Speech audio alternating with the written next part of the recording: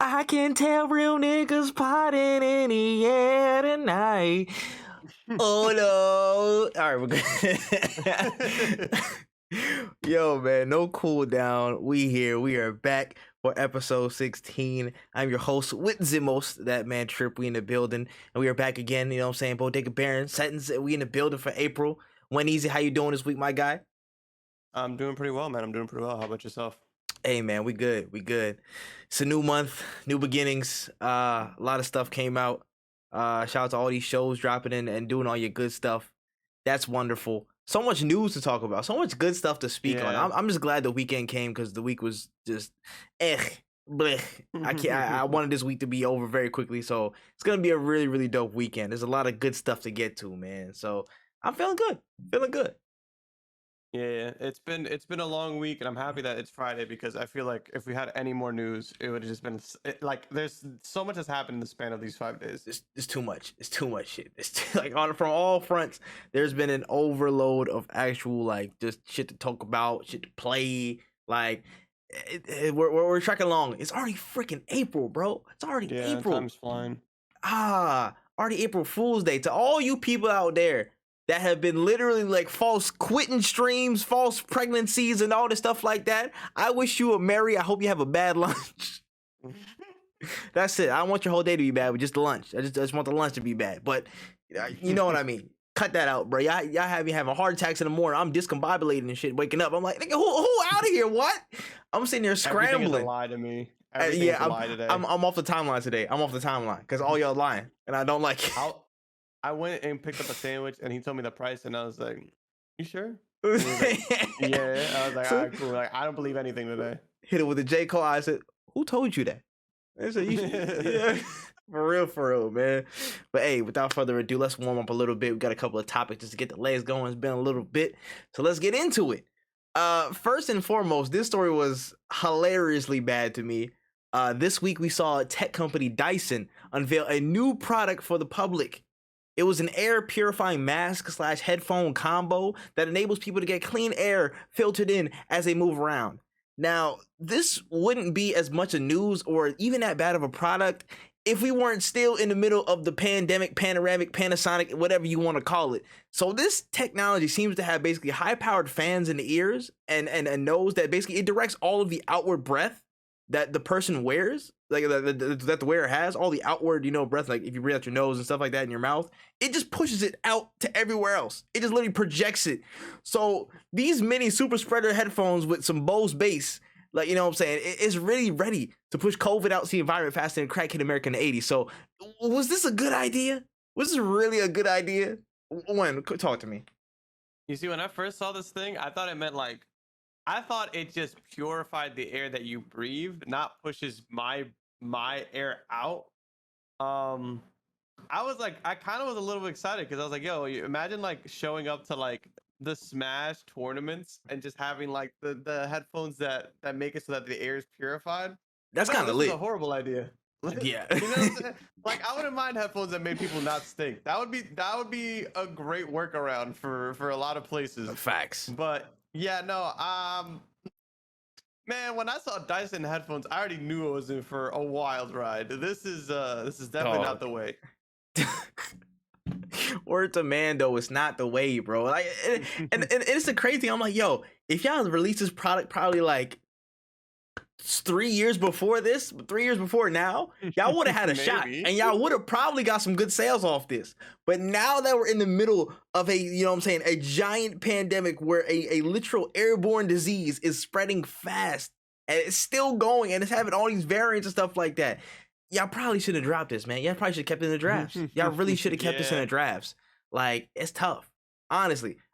Damn, that would have been a dope idea to have it like a Smash. That would have been a perfect commercial too. Like, you know what I'm saying? I thought that's what it was. I thought that would have made way more sense. It's like, hey, we have an air purifier for you. Yeah, just yourself, not literally just taking all your air that you're breathing. You know what I'm saying? Like, you get cleaner air, but then it's filtering all your bad shit out to everybody else. So if your breath smells like ass and you got COVID, you're just doubling up on the entire environment around you. You're just spreading the worst aerosols ever, and you're basically just like launching them joints all over the place. Yeah. It's crazy, bro. I just if you give me a good reason to look like Bane on a regular day, like I would do it, but it's just not good enough. Like it's just not good enough. Bro, they were really trying to one up the Razor mask, bro. I remember Razor had like the LED joints and stuff like that. I about to Oh say my god. them joints look. I'm okay off that. I'm just like I don't know what to tell you, man. This ain't it. This ain't it, dog. No, it's not. This was not making it out the first round, and I really hope not a lot of people. It's gonna be that one dude looking like a damn Power Ranger in the set looking like this. I'm about to. You better get him escorted out, bro. Spreading all his nasty ass jeans and stuff. Whatever, bro. Dyson could have kept in the drafts. Anyways, let's move on to the next piece of news for the warm up. So this week we actually got an update from the Zelda team on the progress of Breath of the Wild 2, and we got some slightly sad confirmation for some that the game will be delayed into spring 2023. Now, in this little update video, we got a couple of action shots to link as the story takes him, to the skies, as well the expanded lands that are spread amongst the clouds in the next adventure that he will be in. But nevertheless, Breath of the Wild is delayed. How do we feel? I'm not shocked. I honestly like it doesn't make sense to me that we even we shouldn't even be talking about Breath of the Wild. Like this is the first, not the first, but Nintendo usually doesn't do a bad job with creating hype for their games.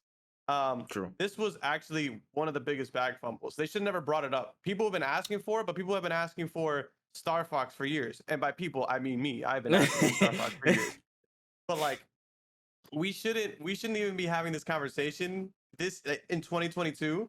We should just have started the conversation. It should have just started like next month or something. Like, yo, Breath of the Wild 2 trailer dropping, or like it's coming at the end of the summer. You know what I'm saying? Like Kirby's out. All right, what's the next major IP to get them hyped for? Because it's not like we already know Splatoon is dropping in the summer, so it's like, all right, new IP drop. What's the next one to queue them up for? What's the next one we want them to pre-order? We should have never been. We shouldn't be talking about Breath of the Wild right now. I'm happy that it's delayed because it needs the time. Like even when they showed it off, I knew we were so far away from it because it's not Nintendo style. If you're watching a Nintendo Direct and all they show you is a screenshot or just a quick cutscene, you're not seeing that game maybe ever. They don't do that. They only do that when they feel like they need to. And boy, I'm just saying, we all still remember the image of Metroid Prime 4. We all still remember that title font. That's low. That's all we've seen. That's low. Yeah. I mean, for me, I don't care like that. I'm gonna be honest with y'all. I'm not bothered over Breath of the Wild 2, but I know, it's gonna be a great game when it comes out. But just give them the time that they need. Now, this is the thing for me.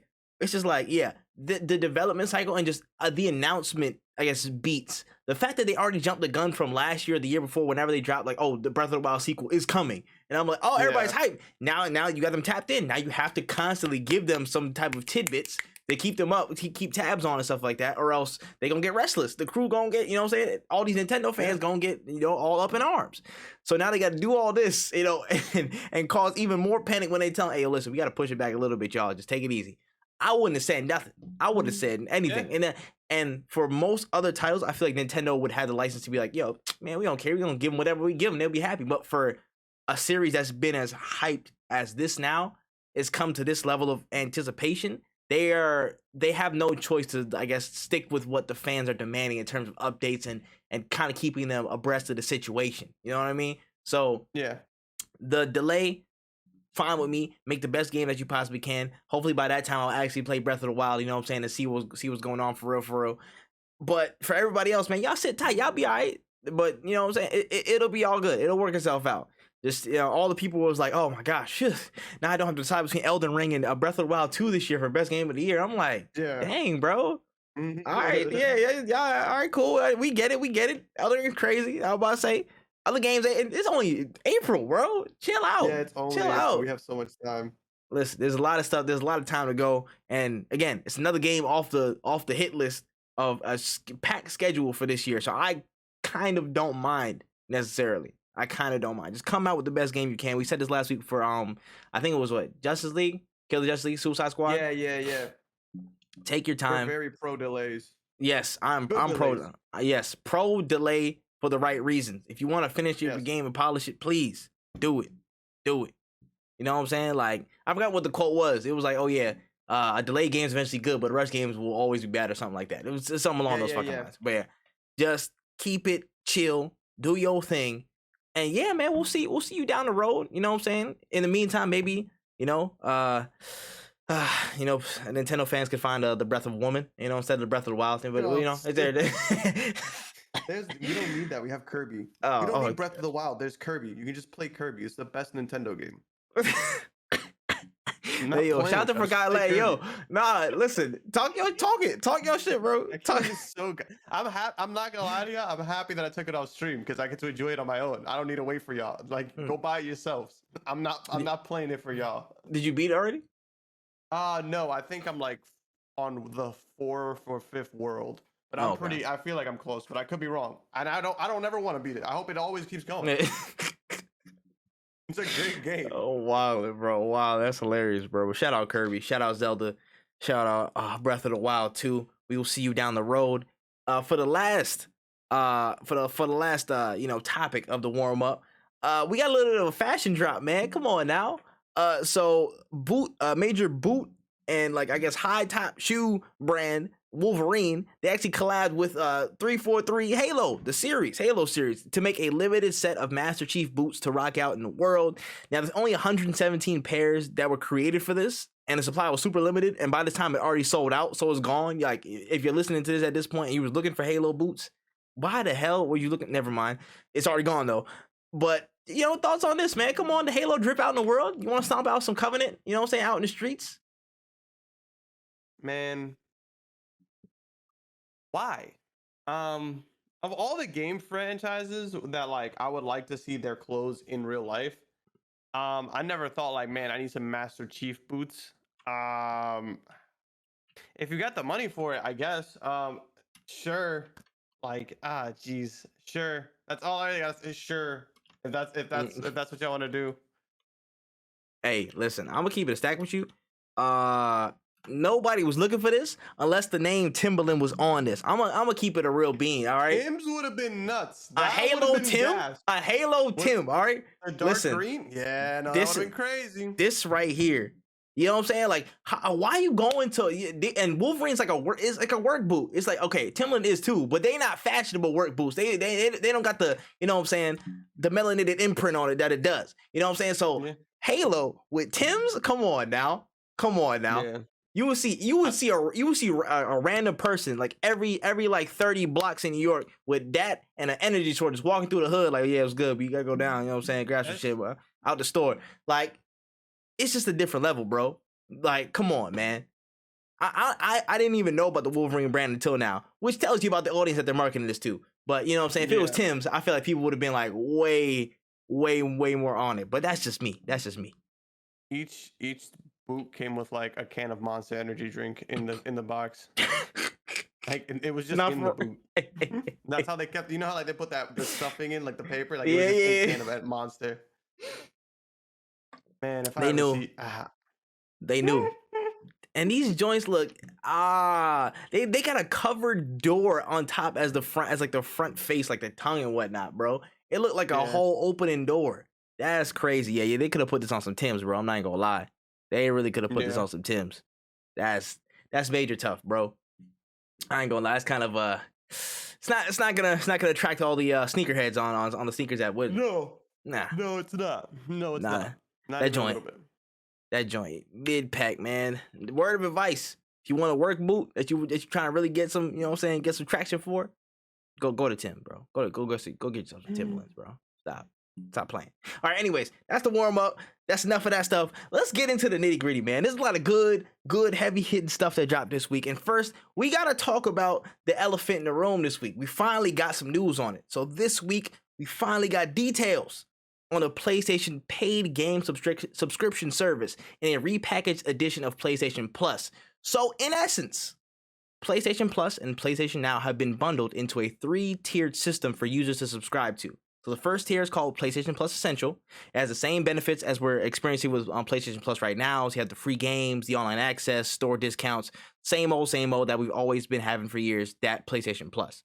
Now the second tier is PS Plus Extra, So it's all the benefits of the below tier of Essential, and 400 plus PS4 and PS5 games that are included to download and play from PlayStation first party and third party games alike. It's going to have a moving, revolving catalog that refreshes every month. Of course, much similar to what we know now for gaming subscription services.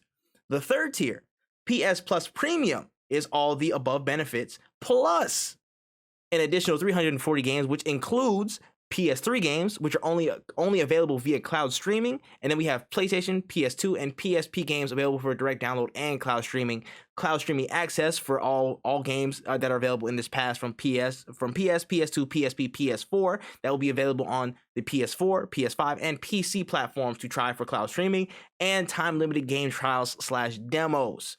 Now, the first tier is going to be around $9.99 a month, plus Extra will be $14.99 a month, plus Premier will start at $17.99 a month.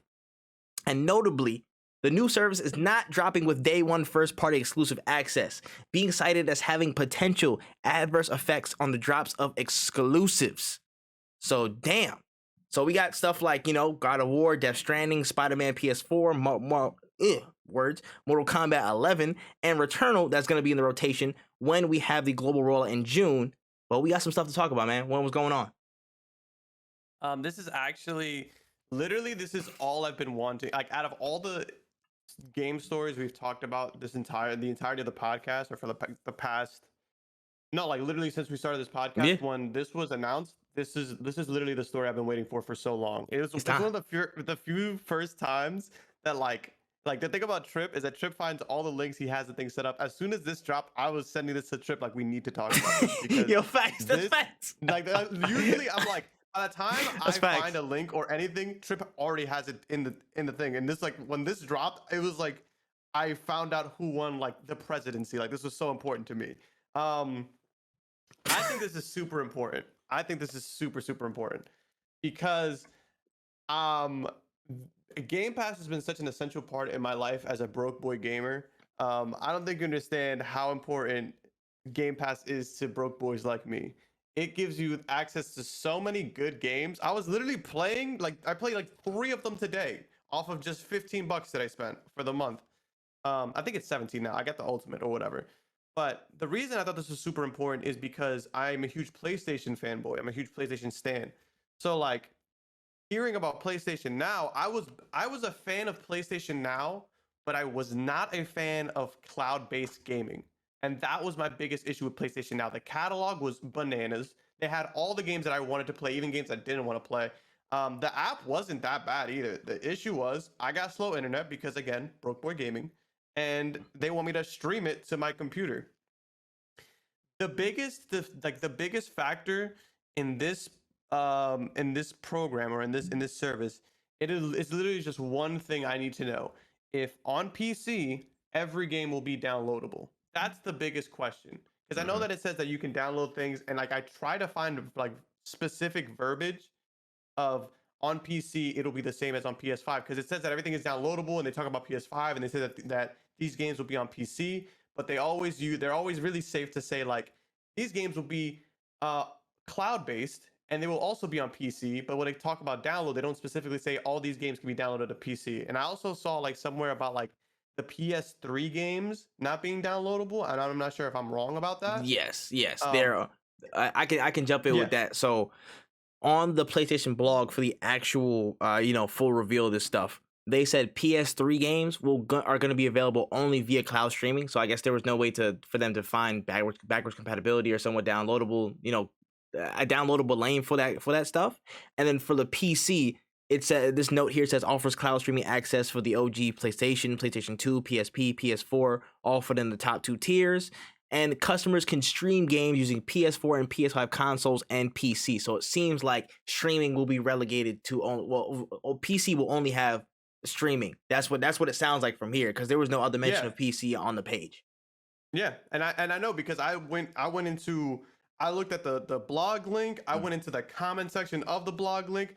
Man, I went in there looking for PC people, and boy, when I tell you I saw the entire Vita fandom there, it was insane. Everybody was asking about PS Vita games. I didn't even know there were more people asking about PS Vita games than there were Vita games. Like, it was just nuts. I was like, shout out to the Vita, man. For y'all, we hardly knew ye.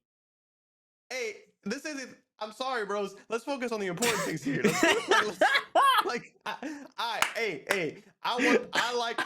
No, I'm not gonna say I like the Vita as much as the next guy because it really didn't matter to me. But like, let's talk about the important things, bro. Some of us want to play real games. No, shout out to the Vita. It was a really cool system. All 12 of the Vita fans really got pissed off at you, my nigga. Like, they were in there, bro. Come on, let's where's the PC people? But if you can download, even if you don't get PS3, which I don't know how they don't have a way of playing PS3 games on a PC, because allegedly I could Google search right now and find a way to play PS3 games on my PC. Allegedly, I'm not saying I could. I'm just saying the information's out there. But internet's free. You know what I'm saying? The internet is free. What I'm saying is, even if you can download PlayStation 1, PlayStation 2, sure, PSP games, PS4, maybe even PS5 games on a PC, dog, that's kind of crazy. That's pretty insane. Because then that changes the game a bit. Because Game Pass has a lot of games. They have a lot of games, but they don't have all the originals of their franchise. Like they don't have these people. Like, you know how many good PS2 games there were? Too many. You know how many? How many classics there are on the PlayStation? If you're telling me I could play Xenogears on my PC, you don't like. Too many. It's that type of stuff alone will get people to sign up for this. Because me personally, I already said it before. If this drops and it's gas, I'll have Game Pass and I'll have PlayStation. I just really won't buy games that often because I'll have so many games, like an excessive amount of games. The PS2 was a king for a reason. Now, cloud-based on the PS3, maybe I might suffer through it a little bit. I remember I used to play on PlayStation Now, and it wasn't terrible. And I'm only assuming it got better since then. Like Azura's Wrath, I remember I was playing, the Ninja Gaidens. There's so many good PS3 games. And like, oh man, there's just, it's a lot. But it really ultimately depends if I can download it, because I'm not going to sit here and stream every single game that I want to play. It just doesn't seem viable to me, you know? And the prices are actually pretty competitive, if you would ask me, because I was thinking Sony was going to do like, the most expensive one is what, $18? That's not much more than what I pay for Game Pass. That's like $1 more maybe. And I get if you're telling me I can play PS5 games on there too, like I don't know, like that just seems like a vibe to me. That seems like a good deal. I will go straight to the elephant in the room. Now, of course, they said that of course, Jim Ryan has come out and said, he's like, yeah, first party exclusives, we not gonna put them joints on there because it's really gonna hurt our overall sales. Now, from the business side of this, I'm like, I understand, because as a business, you understand you got a certain amount of clout with your first party titles. You know, people are looking out for your joints. People are looking out for an Uncharted. People are looking out for a God of War. People are looking out for a Horizon. You know what I'm saying? They're looking out for these stuffs heavily. These titles are like, again, really, really sought after. Like putting like a Spider-Man or something like that. Like the next Spider-Man, the next Wolverine and stuff. Yeah. They are really, really, really, really, really heavy. So putting them on the, this PlayStation Plus plan and putting them in there day one could possibly short them of some revenue going forward. Like, yo, people could buy this separately. You know what I'm saying? Do like a movie release and do like, okay, we'll keep it here for like maybe like a year or something like that, and then we'll ship it straight to digital, put it in rotation after that, and see what's going on. But it could possibly short them millions, depending on that from a business perspective. So I understand why they did it. Now, from the overall competitive perspective and my gamer perspective, I'm like, bro, that just kind of sours it a little bit for me. But I can understand positionally, brand awareness, brand loyalty, and stuff like that. Xbox is not in the same position as Microsoft. And Microsoft has a lag when it comes to these first-party titles that they're going to drop in the next few years. So they're going to commit to make sure they have the ecosystem around this thing, and they want to draw everybody into that plan of the ecosystem. Go ahead. Who has the lag? Because I think you said Microsoft, and you're confusing me a little bit. I mean in terms of first-party, like, stature. Yeah. First-party stature. You said that Microsoft has the lag? Yes, like they're Oh, okay, okay, no, behind. Yeah, 'cause they're catching up. They're catching up in terms okay, of they got to okay. drop like a new. They got to Yeah, drop yeah, a yeah, new yeah, yeah, yeah. Gears. They got to drop a new Halo. They got to drop a new the Perfect Dark remake. They got to drop a new all these Absolutely, absolutely. their first party arsenal is not as big as PlayStation's. So 1000%. I feel like the fact that they don't have that much weight in that department, they are more Yeah, willing to commit that to the Game Pass. And so that yeah, enables more people like, yo, listen, they're putting all their hot drops day one, Back for Blood, you know what I'm saying? Like stuff like that, like new titles on their stuff day one from there. You know what I mean? Like, yeah, and that entices more people to get in there. So I feel like that immediate comparison is like, damn, Microsoft's doing it, PlayStation's not. It seems like even though they're closely priced, it feels like, yo, we're getting way more value out of the Xbox Game Pass just because they're putting their major titles and stuff on there. From the face value, that's what it looks like. From the face value, that's what it's looking like. You know what I mean? So no, I know what you mean. I'm just like, damn, that sucks because it depends on, people are seeing that or somebody they're just taking that context of, okay, we're seeing Xbox doing it, but PlayStation's not. PlayStation must be, you know what I'm saying? But you know what I'm saying? They must be on some other shit. They must be rocking with people. I feel like it's just tough because PlayStation don't want to sell themselves short with all the exclusives and stuff that they got. Me personally, Yeah, I'm selfish, so I'm like, put all that shit on there. But I understand why you wouldn't spring to put all your best titles on that stuff and possibly short yourself millions if you're not boosting the price of this whole entire service. If you put it on there. So yeah, it's like it's hard. It's hard to. It's easy to compare, but it's not when you actually look at it and what I guess their model is in terms of their direction, strategy, and just general field position in terms of the gaming industry. The approach is different because okay, for them, I think for Xbox side, it's this: they have to continually create a ecosystem that's conducive to okay, we want you in here for a while. You know what I mean? We yeah, have the biggest position to gain because we're trying to work towards getting more people, new eyes on the platform, new eyes on stuff that they haven't seen before. We don't have the brand value to stand on. We don't have the brand foundation as much as PlayStation. We don't. yeah, So we're going to be able to, rock with a lot more, a lot of our exclusives. Our exclusives, we'll put it on there because we don't have any problem with that because we want you in the ecosystem. We want you there. You can play it on PC, cool. Day one, got that. Xbox PC, cool. For PlayStation side, I felt like they wanted to clean up some of the services they were offering just for consolidation's sake, for one, and two, provide that alternative for, streaming thing. Because eventually they were going to get into the streaming space, whether we like it or not. Whether Microsoft did this thing or not, everybody was going to move towards that gaming subscription model because that is what it is. yeah, But they were just not in a position, or they didn't feel in a position comfortable to put any of their first party exclusives on there because they probably generated enough money on their own in that right. You know what I'm saying? I feel like that's I guess the X factor, which one has and the other one doesn't, is like the presence of their first party, and that's why that difference was there. From a selfish perspective, damn, that shit sucks, and it kind of turns me off a little bit from the product because I'm like, dang, I kind of want to have first party joints. So I'm seeing it and I'm just kind of making that immediate association in my head. But when you look at all the variables and the perspectives of PlayStation and why they would make the decisions that they make for this product and model, I understand.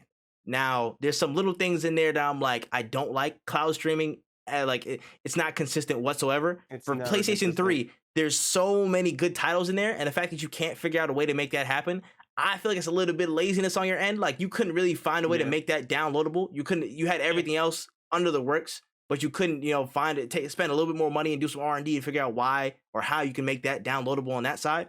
Seems a little bit turn offish for me. And then the PC presence of only streaming. I'm like, okay, if you want to get into this PC game and you already started to make strides for it, this would be a logical step to include that stuff on PC in full, not just only streaming. Felt yeah, in a couple areas, it just feels a little bit half-assed. I'm gonna be honest. To yeah, me, yeah, in my opinion, it yeah, feels half-assed. So there's some things they could have went all in on, but it's just like, okay, cool. We just gotta make these ends fit. Let's put this on top of that.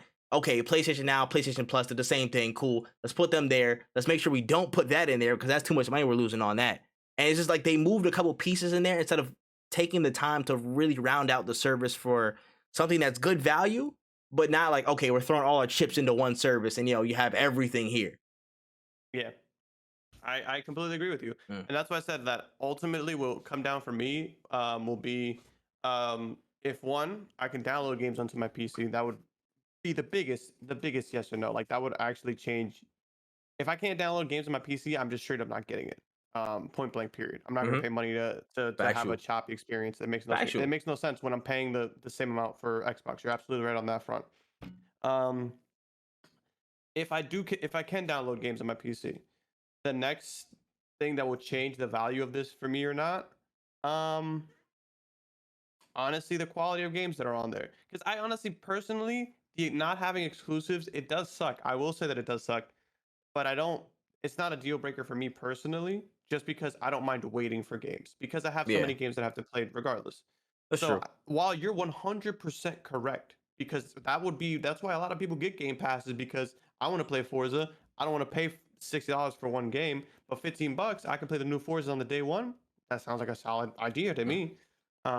It makes a lot of sense. Me Mm. personally, I'm kind of more into it on the side of like I want to play the older games that I didn't get a chance to play. I want to Yeah, play I want to relive some things.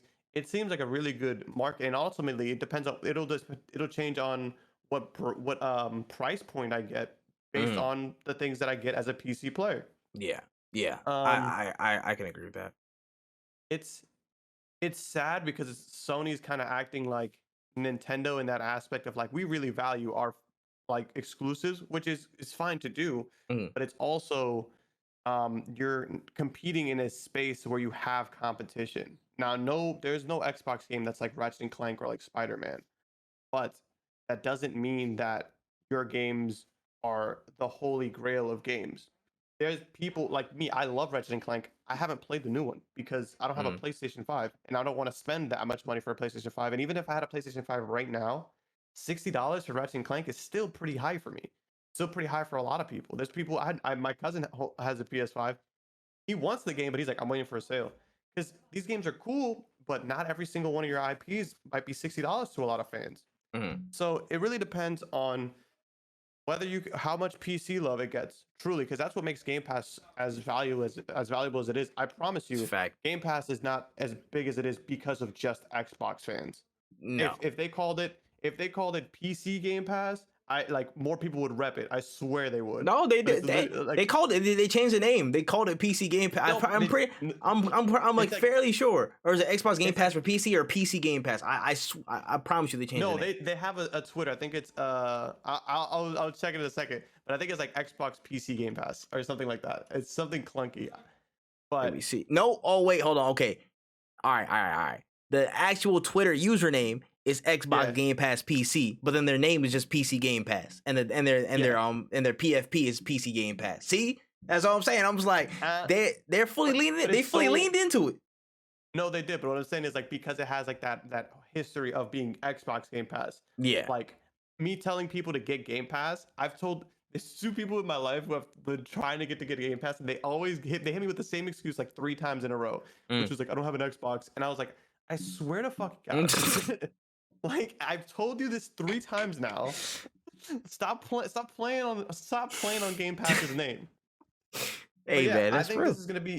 I think it's gonna be interesting. Me and Panda plan on getting a PS5 sometime this year. We'll see Hmm. where the money is.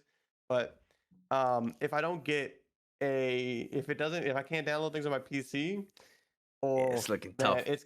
It's looking it's tough, really gonna bro. be PlayStation Essentials for your boy, and I'm just buy the games that I want to play and just play Yeah, everything else on PC. yeah, man. It's gonna come down to a lot of different factors on it, man. It's just You sometimes it's can't too. come to this half-assed. You just Yeah, can't. Like not in you this fight when you're this far behind. Are you kidding me? facts. There's too many.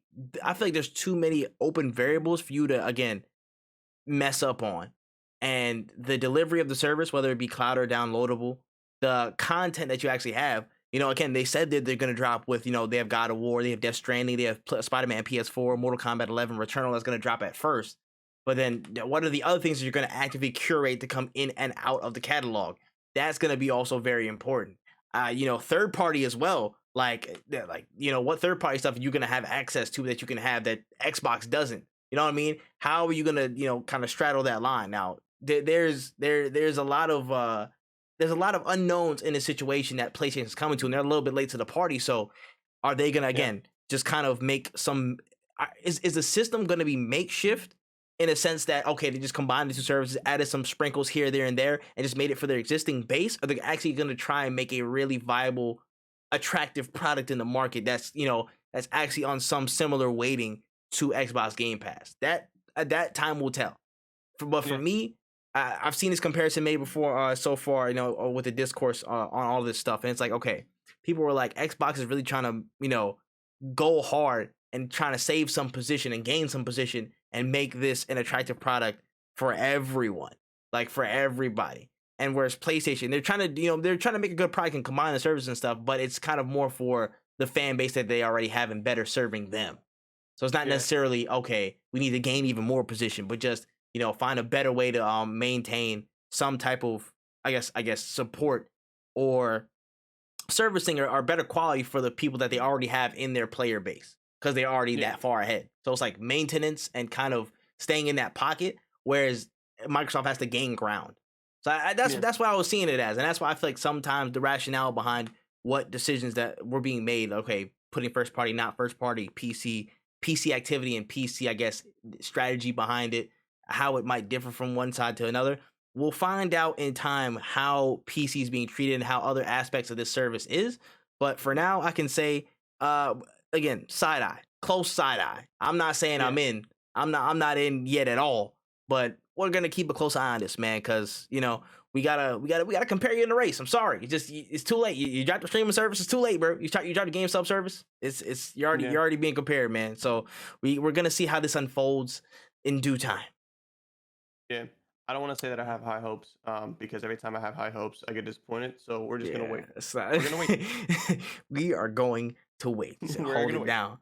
Oh, I forgot to put this in the notes. Crap, I completely forgot to do it in the notes, but I'll just drop it here. So basically, I feel like it was like an immediate response and a counter to it.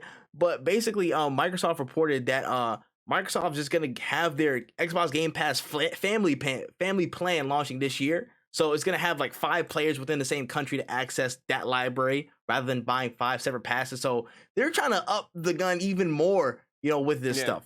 So your thoughts on Xbox Game Pass family plans possibly coming this year? I think that's nuts, and I really want it. I want it. I like the Nintendo family plan is pretty sick. Not the $80 one, but the $35 one. It's pretty cool because you can like just be like, hey, everybody send me like $3 and you can pay for it. I wish the number was a little bit higher than 5, but I guess we'll make a shake. Because even if it's something like $50, right, for 5 people, that's like for if I get Ultimate Game Pass, which is what I have now, I'm saving $7, and I could find 5 people that have Game Pass. Yeah.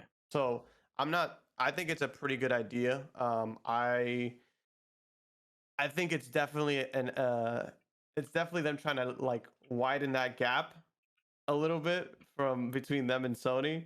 But the frustrating thing about this is that like Sony could absolutely crush this race. They just don't want to. Like, that's really what's crazy about it. It's like they know that they could put, if they were put as much effort into it as Xbox, they would be crushed. They would be killing it right now, but they don't because they just don't think that they need to. Maybe it's just like we're seeing it from a different side of things. Like maybe in Japan, it's a completely different ecosystem. Like if we were to go over there, the gaming culture is completely different. Because right now, I feel like Xbox is all over the place. I feel like I see Xbox everywhere, but maybe in Japan, they have such a chokehold on that market that it doesn't. To them, it's like, what do you mean? Yeah, I still feel like no Game Pass over here. I still feel that like that's the case in a large margin. Like, you know what I'm saying? Like in other markets, man, Sony's just Sony's a market leader everywhere. So it's like, okay, for us, where Microsoft is making their biggest stand, probably in North America, and we're seeing a lot of marketing and efforts just being pushed out to make it the best service that it can be. A lot of it originates from here. When we look at other markets, you've seen like Sony always dominates like MPD stuff from like from like Europe, like, every other continent, bro. Like dead ass every other continent, they just dominate all the numbers. And it's like, like that or Switch. You know what I'm saying? They'll always be like up to the top by a good margin or maybe closer or something like that. So for them, it's just like, why would we need to, waste or potentially, waste or spend more money to further our position where we're already that far away? And now for them, I feel like it's just kind of like a maintenance job, kind of doing things to increase value, but within the margin of we maintain our existing user base because it's already gotten to this major point. I feel like that natural progression of other people looking to the brand just off of, value, just off of perception from word of mouth or different type of things, just hearing about it, that there more will come that way.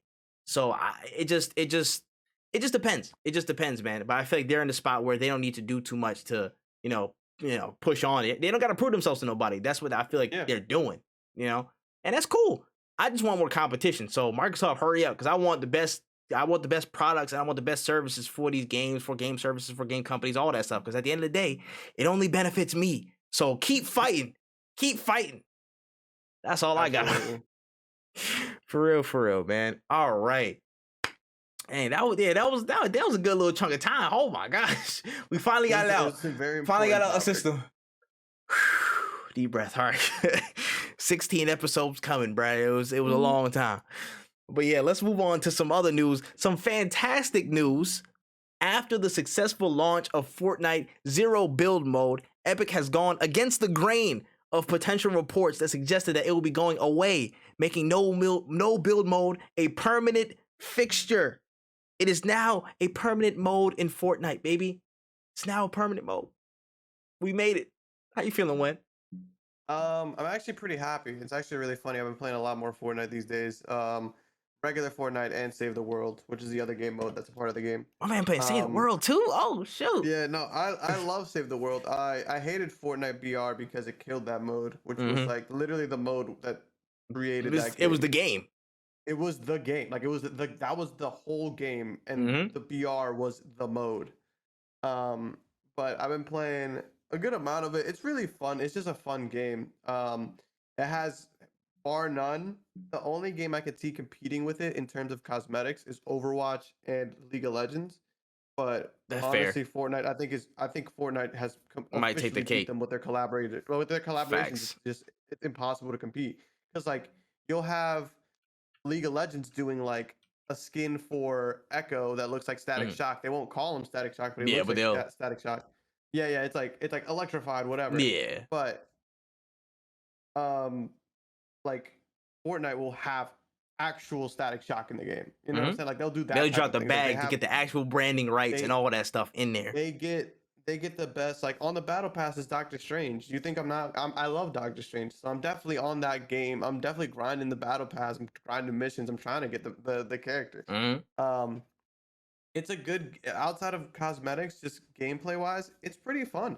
Is it the best battle royale? I think Apex, like gameplay wise, is still more the best. challenging. It's more satisfying to me. Yeah. But the moment to moment is different. So in Apex, every time I load into a game of Apex, I'm with 3 people. We're W keying all the fights. If we're playing pubs, we're just trying to get into some action, because that's the fun of Apex, is getting into some action and like killing people. Whereas Fortnite, the fun comes from literally just anything. You don't want to fight regular people? Well, let's go beat up some NPCs. You want to just go fishing for a little bit? Sure, let's go fishing. The quests for the battle pass, way more fun, hands down, because there's just more to it. It's like Apex is like, play 12 games as Mirage, do 5,000 damage as Mirage. It's like, sure, whatever. But like Fortnite will be like, yo, go over here and fight this mini boss. All right, now steal the car and drive. Like it's more interactive, I feel. It's also easier to get your friends to play Fortnite because you can play up to 4 people. There's a bunch of different modes. There's modes that people create. Like, there's just so much to this game. I really wish it didn't, like, not that I wish the worst for it, but yeah, I wasn't expecting this game to be as fun as it was with no building. Like, I didn't think it was going to come back and be a part of my life anymore. I thought I was done with Fortnite, but here I am, like, hoping they bring the Naruto skins back to the rotation because I'm trying to buy them. On everything, bro. I'm not gonna lie to you. Listen. I need to go back and find that soundbite of me saying I will never go back to Fortnite unless they drop that no build mode. I remember saying it like episode 3 or 4. I remember it was early. It was early days. I was like, bro, I'm not coming back. And when I dropped back in, it just felt good. It felt completely different for all the right reasons. Like there was so much life added to the game state. It was so much quality of life updates. There were so many, map changes that were actually pretty positive. So many little things here and there just made the game super fun. I have no problem playing games like that, bro.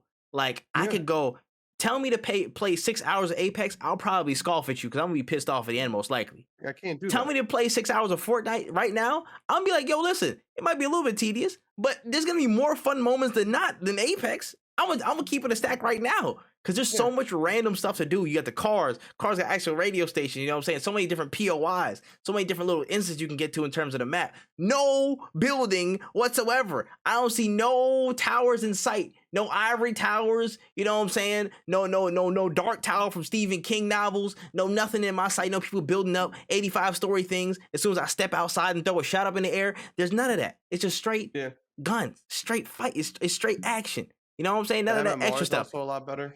Facts. Like you don't have to worry about preds in your lobby. I never played a day. Before this season, I never played a day of ranked on PC in my life unless it was like, unless it was like one of you guys was playing ranked and you just started ranking and y'all were like, we need a third. I'll be like, yeah, sure, because I'm always bronze. That's the thing. It's like all my friends that play ranked, but I'm never helped them because I'm always bronze. I remember like I never played a game of ranked, yet I see pred trails in my pub lobbies. That didn't make any sense to me. So I was just like, it's just not fun when you get destroyed like that. But like with Fortnite, there are games where I'll get beat up. I'll be 6th place, 5th place, whatever. But then there are some games that I'll win because they've adjusted. And even though there are actual bots in the game, I don't mind them because like it's free loot. Like I'll just kill this bot that can't hit a shot. I'm gonna get all the bullets that I need, and I'm not even gonna have to shoot anymore. I just have to just drive my car and find some more people to kill. It's just fun. It's just they figured out the formula. Listen, and again, there's so many little things that they added, so many like dope inclusions that make the game just so easy to play and so much more palatable for people to drop into, man. Like there's so much stuff I can go into detail all day. I'm actually about to, get to my bag and try and get some content out on it. But in general, I'm just saying like the game is actually so like it's just fun. It's just fun. It's a fun game. And even when like the latter end of when I last played with y'all, like we got into actual like full lobbies with people, and I was like, yo, I wasn't even mad. I was like, oh, shoot, you actually got an SMG now. Okay, it's kind of crazy. Cool. And I'm like, yo, that's crazy. But in overall, it's just fantastic. The only 2 pet peeves I would say I would have for the game state, maybe they change this by the time I'm coming back this weekend and I'll see it again. 1, tanks. Holy hell. They are so fun, but at the same time, they are so destructive and terrible. This man just, I think the second to last game I played, this dude literally rode the tank. He rode the tank the entire way through, and we were the last 2 people there. And then he just destroyed everybody. We're like me and Charles, I think, we're the last 2 people in the squad. And the tank just rolled through, wrecked everybody, and that was it. There's no stopping it. That's bad. But go ahead. You want to say something about the tank? They added RPGs. Oh, they did? Oh, scratch that off. That lock onto vehicles. Oh, we're back? Oh, scratch it off the list. Scratch it off the list. Scratch it off. Scratch it off. I was gonna say, they've addressed something. It's not a nerf, but it's definitely something like it's something better. Because I know they had remote explosives, but I was like, people aren't really, I'm gonna run up to it. Yeah, like I want to run up to a tank. This isn't Battlefield. Yeah, you know what I'm saying? I'm like, maybe not. But okay, RPGs are back in the rotation. Perfect. Scratch that off the list. Actually, this kind of also solves the other questions technically, but the gun rotation, I would like to see more variety come back into play. I know they have a couple they had the Ranger, they had the burst assault, they had a couple of shotguns, like 2 ARs, 2 shotguns, 1 sniper and stuff. I'd love to see the rotation probably get updated a little bit more, and just have more variety in there. That would be great for me. Bring back the old AR, bring back the classic AR. You know what I'm saying? Since we're at it, since we're asking for stuff, bring back the classic AR, bring back the old sniper and whatnot. I wouldn't be mad at it. And yeah, that's pretty much it. But again, it's kind of already solving itself if they're adding RPGs and certain weapons to counteract certain stuff on the map. But overall, Fortnite 0 build, long may it continue. Yes. Yeah. Huzzah. The only issue I have, and this is just a Fortnite thing, so I don't think it will get changed anytime soon, but maybe with enough player feedback. But I think that healing while you walk would be a great addition. Oh, yeah, that as well. Even if it's a slow walk, even if it's like just regular walking. Because like before you used to just build a little cube and you healed up, but that's not the case anymore because you can't build anything. So like I would love to be able to heal when I walked, even just so I can strafe like sniper shots or something. Like just either that I or agree.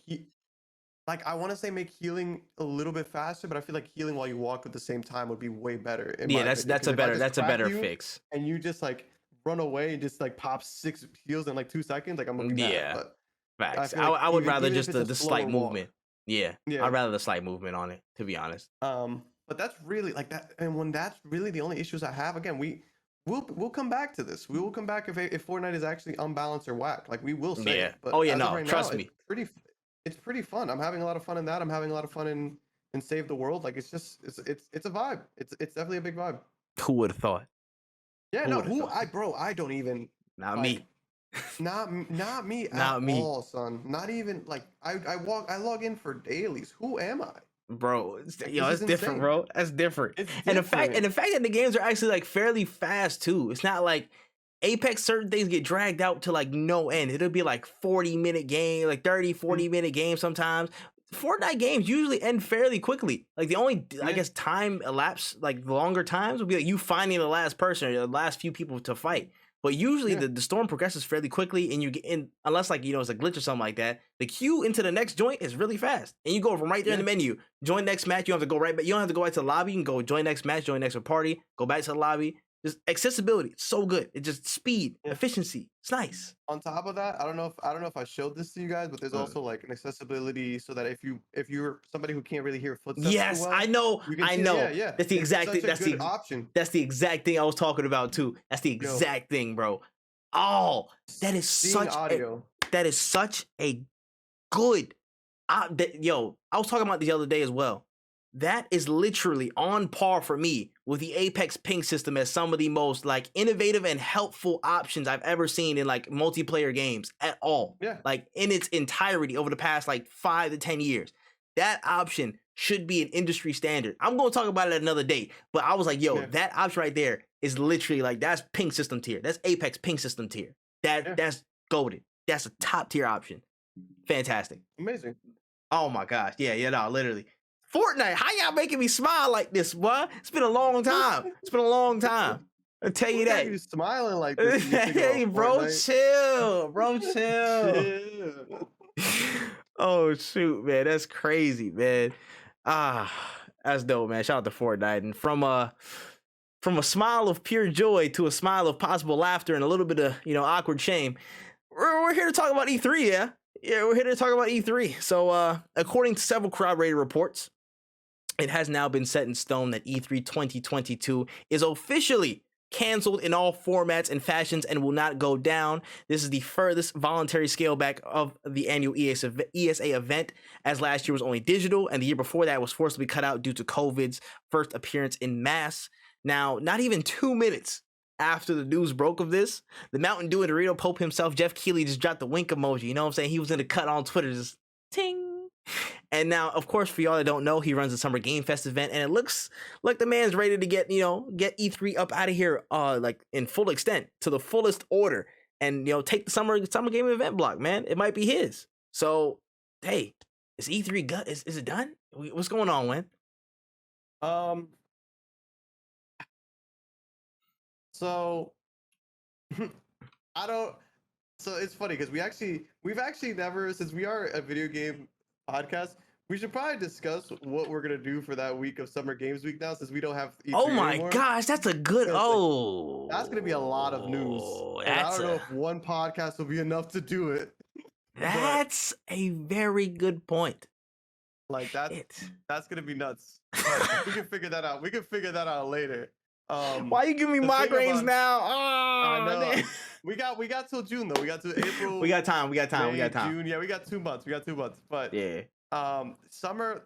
It's kind of scary because E3 being canceled means that Summer Games Fest is gonna be even longer. And if you're somebody who watched Summer Games Fest like I did, it felt like literally 4 days of like 12-hour streams is what it felt like. That was long. And it's not that I don't like. I think I cannot remember her name. Her name is Jeanette Garcia. She's a game reviewer for Kind of Funny, but she tweeted out like, I don't know why you guys are super happy about E3 being canceled, because now we're gonna have more people trying to take its spot. So we're gonna have all these different game shows or game announcement like type vibes, where people are gonna have to sit there for like 6 hours to only really find a few important things to cover, kind of thing. Because like because she writes video game reviews. Damn, I really wish I had the tweet, but because she's a video game journalist. They're like, we watch the entirety of these shows, and then we have to play for 3 weeks. We have to play what should we cover and what should we not cover because of how much stuff is given to us. And I remember sitting there. I think you were there when it was me, you, and King. Shout out to King. Facts. We were trying to do live reactions to the E3 announcements or the Xbox conference. Yeah, I feel like you're right. Yeah. So like I remember sitting there, and a lot of it was just, okay, meh. Oh, this is really sick. Meh. Okay. Or like there was a point where I just pulled my phone out and I was just like texting my girlfriend because I was like, you guys are going in on this game that I never heard of, don't really care about. Like, there's no hype generator for this game, and now you want to show me a 30-minute demonstration about something about an open world RPG. Like, I've seen this a lot already. So like, they just need to cut it short. They need to wrap it up. I'm not saying cut things out. Like, but I remember when Slime Rancher 2 got announced, they announced it and they kept it pushing. That's all I want. I want dates. I want what the game is. If it's something I don't know about, show me what makes this game worthy of my money. That's all you got to show me. Don't show me all the character plot lines. I remember sitting through a Call of Duty Vanguard breakdown of the story. They brought the voice actor out, the whole nine, and I was like, we're really talking about Call of Duty for the campaign right now? This is what we play Call of Duty? That's not why we play Call of Duty. Let's wrap it up, B. Wrap it up. We don't have enough time for all this.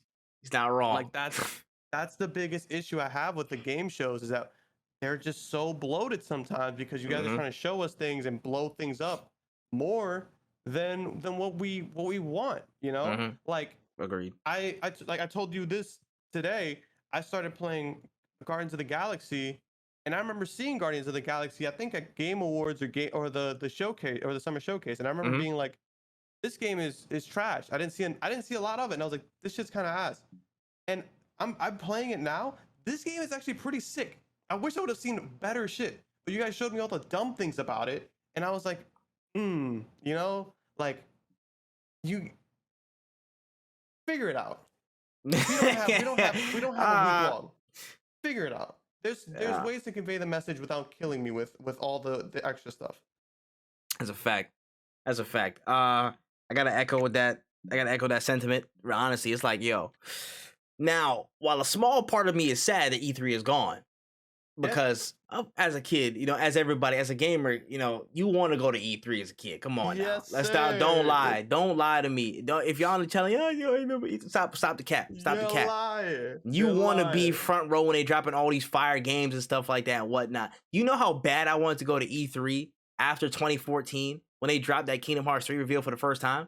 I was like, bro, I gotta do something. I gotta find a way to get it. You know what I'm saying? But I gotta make it shake. I gotta do something. You know what I'm saying? I gotta make something shake, bro. You want to go to E3. But the fact is that they couldn't change with the times or adapt hard enough to what this current state was.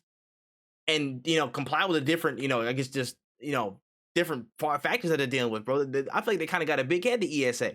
They kind of got a big head and it's like, yo, bro, like, you know, at some point, we're just gonna figure out to do whatever we do. And Nintendo went first to the tree houses, and then PlayStation was like, "Bro, we need to come be y'all stuff." And now, again, that was the biggest blow. That was the decline. That was the death blow to me. Yeah, again, because everybody was like, "All right, cool, dang, if they dropping, we going too." So I feel like it was partly the ESA's own fault because they didn't find a way to best adapt to keep everybody on board, and they thought that their platform was bigger than the actual focus of what the event should be, the games and the game companies that are bringing all this content to the world. And I felt like that kind of shot them in the foot. So a little part of me is sad. The rest of me does not care. As long as I hear about some of these games coming down the line in whatever format, it is what it is. Now, I have to focus on that part of it. Summer Game Fest and what will be the next palatable format or the next major platform, you know what I'm saying, to take the helm. Of course, the front runner probably is Summer Game Fest, but whoever it is, whether it be an own predominant ones, this, that, and the third, blah, blah, blah. Let's focus on this right now. Let's nip it in the bud here. If you don't really have anything to show, just leave it till the end of the year or next year when you got a little something. Like, let's make sure we condense these shows as best as possible. Like, I forgot which one it was, bro. I think it was Xbox one year. One year, as like Xbox Mania a year or two ago, they just went game after game after game after game after game. I think There was it might have been the last one. I think it might have been the last one. That might have been it might have been the first time that I was like, wow, Xbox did a really good job because they just did Facts. game. And it was like, yo, game trailer, gameplay, game trailer, gameplay, game announcement date, World game premiere, trailer, game gameplay, premiere, world premiere. like, it was and nuts. I'm just like, that is what you should do every single time. Like damn near every single time. And a good I'm about to say a good portion of them had actual gameplay attached to them. So I was like, all right, cool. Listen, that's fine. That's fine. And every game show, every game reporting platform, especially in the summer window, when all these major stuff is announced and it's like, you know, gaming Super Bowl commercial time and everybody's new stuff is trying to drop out. Like, this needs to be a really, really fine-tuned format where we're not just sitting at a PC game show, just sitting there on a talk show format for like 8 hours as you're interviewing guest after guest after guest for 45 minutes, answering like the same 5 questions, basically. We need condensed format, but also we need a lot of stuff if you're gonna do it. Like, you can't half-ass this. If you're Jeff Keighley, and I know he got connects, bro, he locked in with Kojima and whatnot. He trying to make calls and make stuff happen, but you have to make sure the format is solid for the summer. You can't have any, you know, listen, I will say this. You can have your week to fill up with content, you can sit down, have, you know, saying developer interviews, do all that stuff. But I'm talking about the main stage presentations. If you want to have a main stage block that people will come to your platform and care about, full on, be like, sit down in their seats like an E3 or a state of play or something like that, you need to make sure your content is condensed. You make sure you come with some hard-hitting stuff, a good variety of stuff. You make sure you get as much gameplay as you can from these developers. Because I don't want to sit here and see half a CGI trailer shot of, like, you know what I'm saying, somebody whistling for like 5 minutes, and then that's it. That can't be all the show is. So as the paradigm of these gaming show platforms in the summer shifts, the paradigm of what we see in these shows needs to shift as well. So as people are considering what to bring in next in terms of, oh, who's going to take up that new mantle, please consider what you bring to that mantle as well. Let's make content, you know what I'm saying? Let's make content packed again. Let's do that. Thank you. What are you developers bringing to the table? Is what Facts. What are you developers? Are you a high value summer gaming platform? Are you a high value developer? I'm just saying, please, as a gamer, as an alpha gamer, I need to know what you're bringing to the table. I just want to know, man. Listen. Is your trailer count over 5 minutes without any actual gameplay? Not high value. It's not high value. It sounds used to me. I'm just saying. The trailer that you guys were showing seems like there was a lot of CGI work done. Me personally, it's crazy. Cinematic trailer doesn't sound like gameplay to me. Doesn't sound like a stay-at-home game for me. Adjustable 6 out of 10. Adjustable 6 out of 10. Adjustable 6 out of 10. That's just my god. Oh man, screw the red pill guys, man. No, for sure. It's just so funny because it's like I agree with you. No, it's funny. You said 2014. 2014 was also the year that I was like, I got to get to E3 because I remember being at my cousin's house and we were just watching TV and E3 was going on, but like I don't think it happened yet. But I think you know how every time right before the show it leaks, games leak. Oh yeah. And like he threw his phone down in front of me, and I was like, "What's this?" And I saw the words Konami come up. Oh yeah. Like, I'm like, whoa, Castlevania? Yeah. He's like, Castlevania, bro. Come on, stop disrespecting yourself. And then I saw like the music come in. Click. I watched that Metal Gear Solid trailer like 17 times. Yo, the song was Nuclear by, I can't remember his name. I think it's like Mike something, but like I remember watching it. The crow, like the fucking ashes on the face. I remember that trailer like the back of my, so good. And I remember sitting there like, damn, son, I gotta get to one of these shows because I would have fucking exploded in my seat if I was sitting in the audience when I seen that happen. Yeah. Oh man, but it's sad to see. Hopefully, if this is just E3 is done for forever, one thing that I would like to see some change is, one, if it's a cinematic, you can post it on YouTube. You don't have to put it in the gameplay show. You know what I'm saying? Like, you can just throw it on YouTube. We'll catch it. Or if it's a short cinematic or whatever, that's fine. Like if it's a quick announcement, sure. But like, don't give me 3 minutes of anything that you don't have gameplay for. Like, or don't give me 3 minutes of you panning around a room. Give me more than, like, if you're gonna give me a cinematic, show me the world, not a room, unless the whole world is in the one room. But Facts. One thing I would love to see, because we don't have the E3 showcase, in E3 you're allowed to play like test builds and things like that. I'm sure we're probably never going to be able to get to some kind of thing like that, but I would love for Yeah, more demos to be playable when you bro. announce the game, because I think That's that a generates whole a nother good. conversation in and of itself, bro. What Yeah, like happened I to just game demos for real, for real? But that's a whole nother bag of no, worms. for sure. But I remember there was an E3 where they announced Plants vs Zombies and or Mhm. no, but Plants vs Zombies and Battlefield Hardline. Both those Yeah. games, the same time they got announced, they both dropped demos and on the same day. Like they were like downloaded right now, and I was Yo, like, this you're is cool. right. Nintendo does You're well. right. Nintendo will just drop the full game when they announce it sometimes. Mhm. But like that's what I miss is like if we're not gonna have physical places where we can go and test these games out, can you please at least let us like test out a demo, a quick build, anything, you know? Because I think that would be I think it would be better for the people looking for it. But yeah, just don't really waste our time with things we don't really need too much. Like just get to the meat and the potatoes. We just don't have a lot of time. Or if you want more, if you feel like you're competing with too many of these trailers, drop your trailer not during E3. That is, I know it's a crazy. Don't drop it in June. Drop it after June or drop it before June. It's a crazy concept, but if you feel like you want to show your game off with more time, I'm willing to watch a 3 minute trailer in August in like right now. If you sent it in March, April, like these months, they're free game. People are gonna watch it because they don't have anything else to watch. Mhm. But I just don't see the purpose in everybody releasing E3 when you have crazy announcements. Like, how do you compete against Final Fantasy VII when you're just an indie game? Don't do that. Don't do Facts. it to yourself. Like, how can you Don't. compete against a Kingdom Hearts release? Like, you can't do it. Just release it a different day. It doesn't have Facts. to be that day. Facts. Literally, be smart, people. Be smart. Pull a Ghost of Tsushima. Just drop during the summer, and nobody will bother you. You will Nobody. literally have all the time in the world. Trust me, it's not gonna kill you. Yeah. Facts, bro. Facts. Oh man, that was also a really good combo. Oh Good man, news. There's good news. yeah, man. There's a lot of good stuff going on, man. But on to the next topic. In They Really About This Bag news, the popular and newly merged anime broadcasting app known as Crunchyroll is shutting down free streaming shows from spring of this year. Now, a little bit more context here. So they cut out the free simulcast content that people are still looking for content. They can broadcast it for free, but they're kind of pushing the timing back. So instead of you get this cast like a day after the premium subscribers and whatnot, you'll probably get like a week to two after. Possibly for some shows you won't get it. You won't get it for a good little while. The timing is still TBD.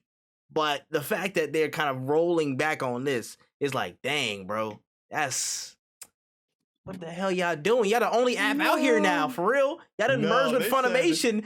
This is PlayStation putting y'all onto this, huh? PlayStation putting y'all onto this, huh? They said, yo, the price of the brick Just went up. Just went up. it's going up, son. Price of the brick going up for real, bro. What's going on, man? It's quiet for like it's so crazy because I remember being a broke boy. I remember sitting there and being like, yo, I want to watch anime and like sitting through those long ass at 20-minute shows with like 6 minutes of ads. 4 more minutes, it would have been 50% of the show. Like that's insane how many ads they would run. But I was broke, so I shut up and I watched my anime like a good little boy. It's crazy. I pay for Crunchyroll. I pay for my anime because I'm an adult now. But Yes, sir. it's really sad because like I feel bad for all the kids who want to watch it, but they can't afford the Crunchyroll subscription. And it's insane that they're doing this. The fact that they're withholding episodes is dirty. That it's kind of dirty. Like having ads, sure, run 10-minute ads, whatever. People will sit there through the 10-minute ads to watch the Attack on Titan finale. Like they don't care.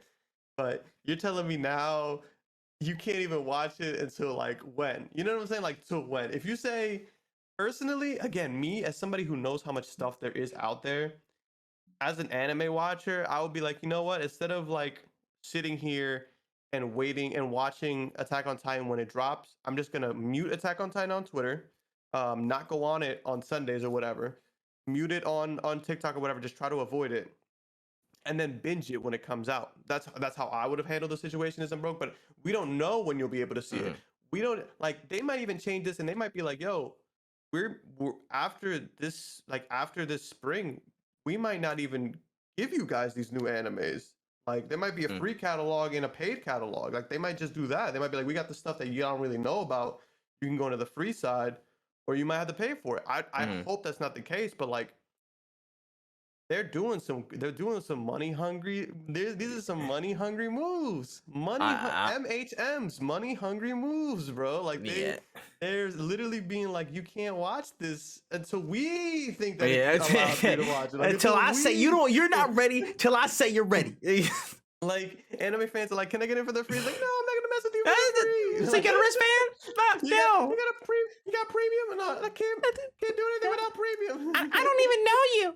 I don't even know you. That's facts, bro. And it's just like I see the turn, like, bro, like wasn't Crunchyroll like a whole ad-free site that you could just watch anime at one point in time, bro?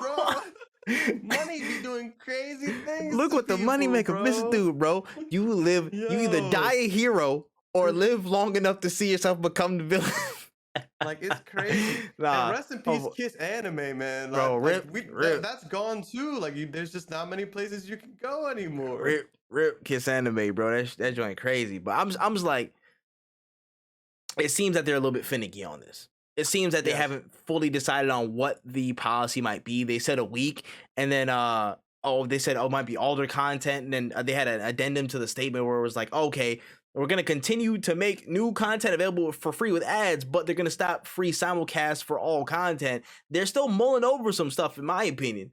So I feel like they're trying to find the slyest way to cut some stuff off with premium membership. And again, say MHM, bro, money hungry moves. And I'm just like, all right, that's cool, bro. But I'm just like, damn, bro, that's tough. For me, it's kind of hard because, again, it's such a strong market leader now, which you have Funimation's catalog under your belt as well. It's hard for people to turn away from that. But you just kind of got to shrug your shoulders and be like, yo, hopefully they don't boost these prices to the roof like Netflix. It's kind of that. Like, I'm just saying, like, I'm gonna watch my shows. You know what I'm saying? I'm gonna watch my shows either way. At the end of the day, I'm gonna watch my shows either way.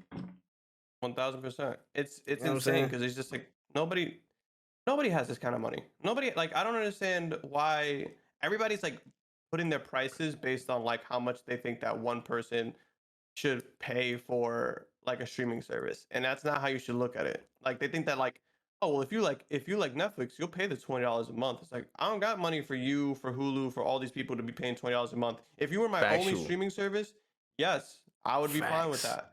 What I think we're gonna see happen is, if it gets to that point, we're gonna see a lot of bundle deals getting together. Like, it's like, oh yeah, no, totally. If you like, yo, Crunchyroll is $15 or whatever, but we got a Crunchyroll HBO Max bundle. Like, we're working together. If you give us 20, we'll give you both of them or whatever. But now it's literally just become cable at this point. It's just basically cable. At some point, everybody knew it was going to be the new version of cable. Just everybody's hodgepodge their services, and it's not conducive to, you know, a healthy wallet. That's all I figured it was going to be at some point. But, you know, the world has their ways of balancing itself out, and, you know, I'm gonna watch my shows one way or another.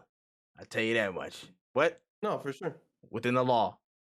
Thanks, officer. You know what I'm saying? There it is. We don't break any rules over here. We don't. No cooldown is very law abiding. Facts. You know what I'm saying? I listen to legal advice, or so I think. But anyways, our lawyers have told us to say that this is all alleged. Everything we say is alleged. Allegedly.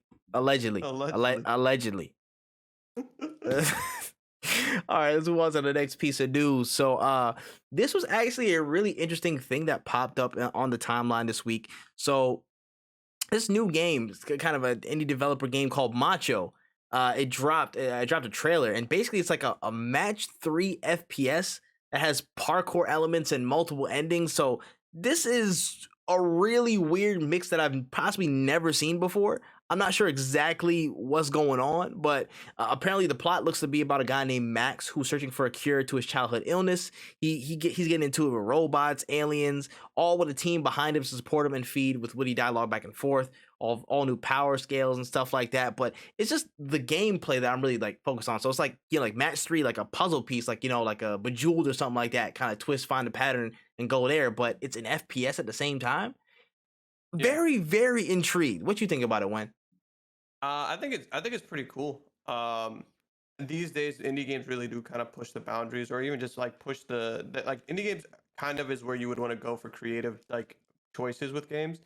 And for those who haven't seen the trailer, like it literally is like, yo, he's fighting robots, but then he sees that there are 3 yellow robots, so he shoots the 3 yellow robots, and then they clump up together and blow up. And it's like that's the gameplay loop. But when you have like all this stuff going on around you, it becomes really interesting to at least watch. It seems like a really fun game. And I think I feel like it's one of those games that's gonna be really good for like younger kids too. It's a simple concept that I feel like Mm. like I don't know, like if since it's an FPS, they might learn how to like do FPS stuff at an early age, and that's kind of scary when you think about it in terms of like the esports scene and things like that. It's like, yo, you might have like 10 years from now, because of games like this, we might have like a bunch of shrouds in like 6th grade, just Bro, like, oh yeah, I started on Macho, and now I'm playing Apex, and I'm pred. I'm like that's I imagine it's though. It's like this, but like, you know, like a Tetris 99 type battle royale type feel. Like yeah each has like a match around like an FPS environment, and you have to find those yeah and match them down and break down certain things in a level, yeah. or like under like a time limit or something like that. Like that's actually pretty insane to think about.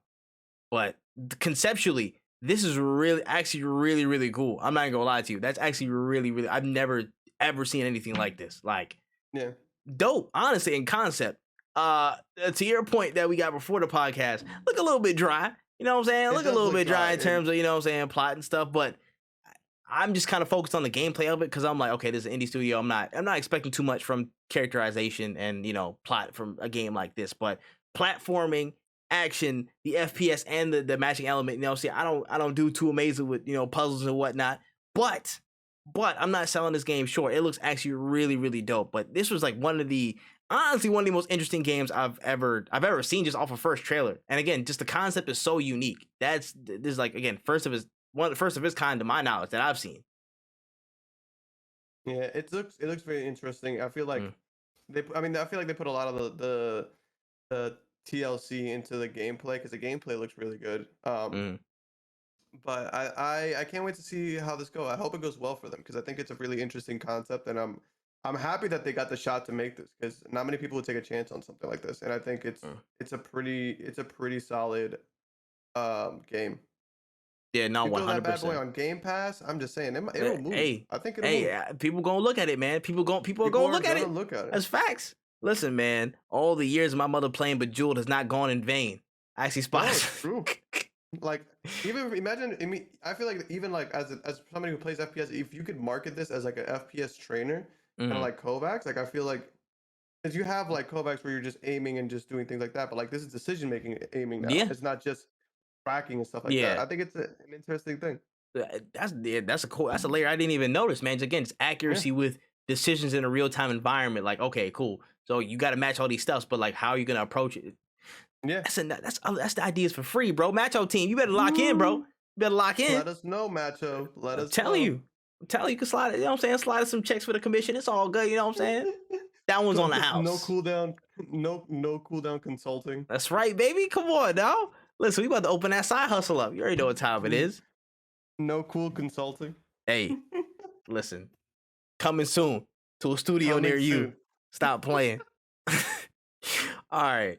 Let's oh gosh, let's talk about this really quickly. We didn't get to hit on this because it came out like right after the podcast last week, but then I just caught it, so we had to spin the block.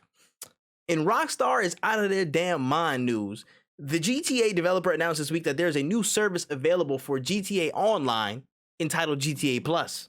So a new monthly service for GTA Online comes with a few rotating perks, with the first month registering some incentives like 500k to bank automatically, an exotic car, RP and money boosts on races and playlists, clothing, a new auto shop location.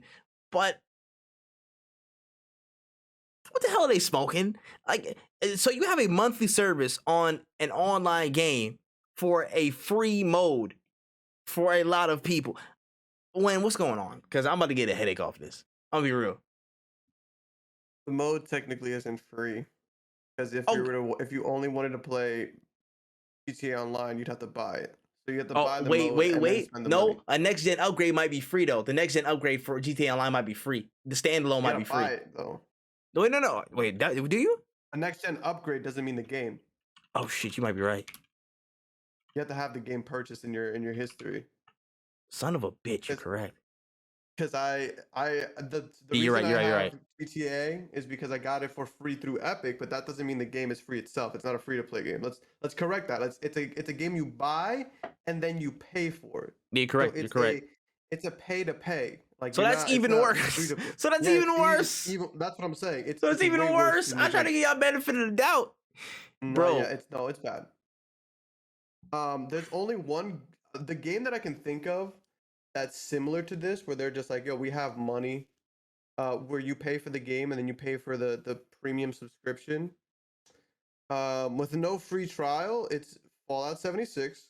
Oh I remember a classic in the multiplayer space. I'm sure we all remember it fondly. yeah, of course. Um, it's and they had a whole like you can make your own private servers like for I think it was Yeah, like $100 a year. that's crack.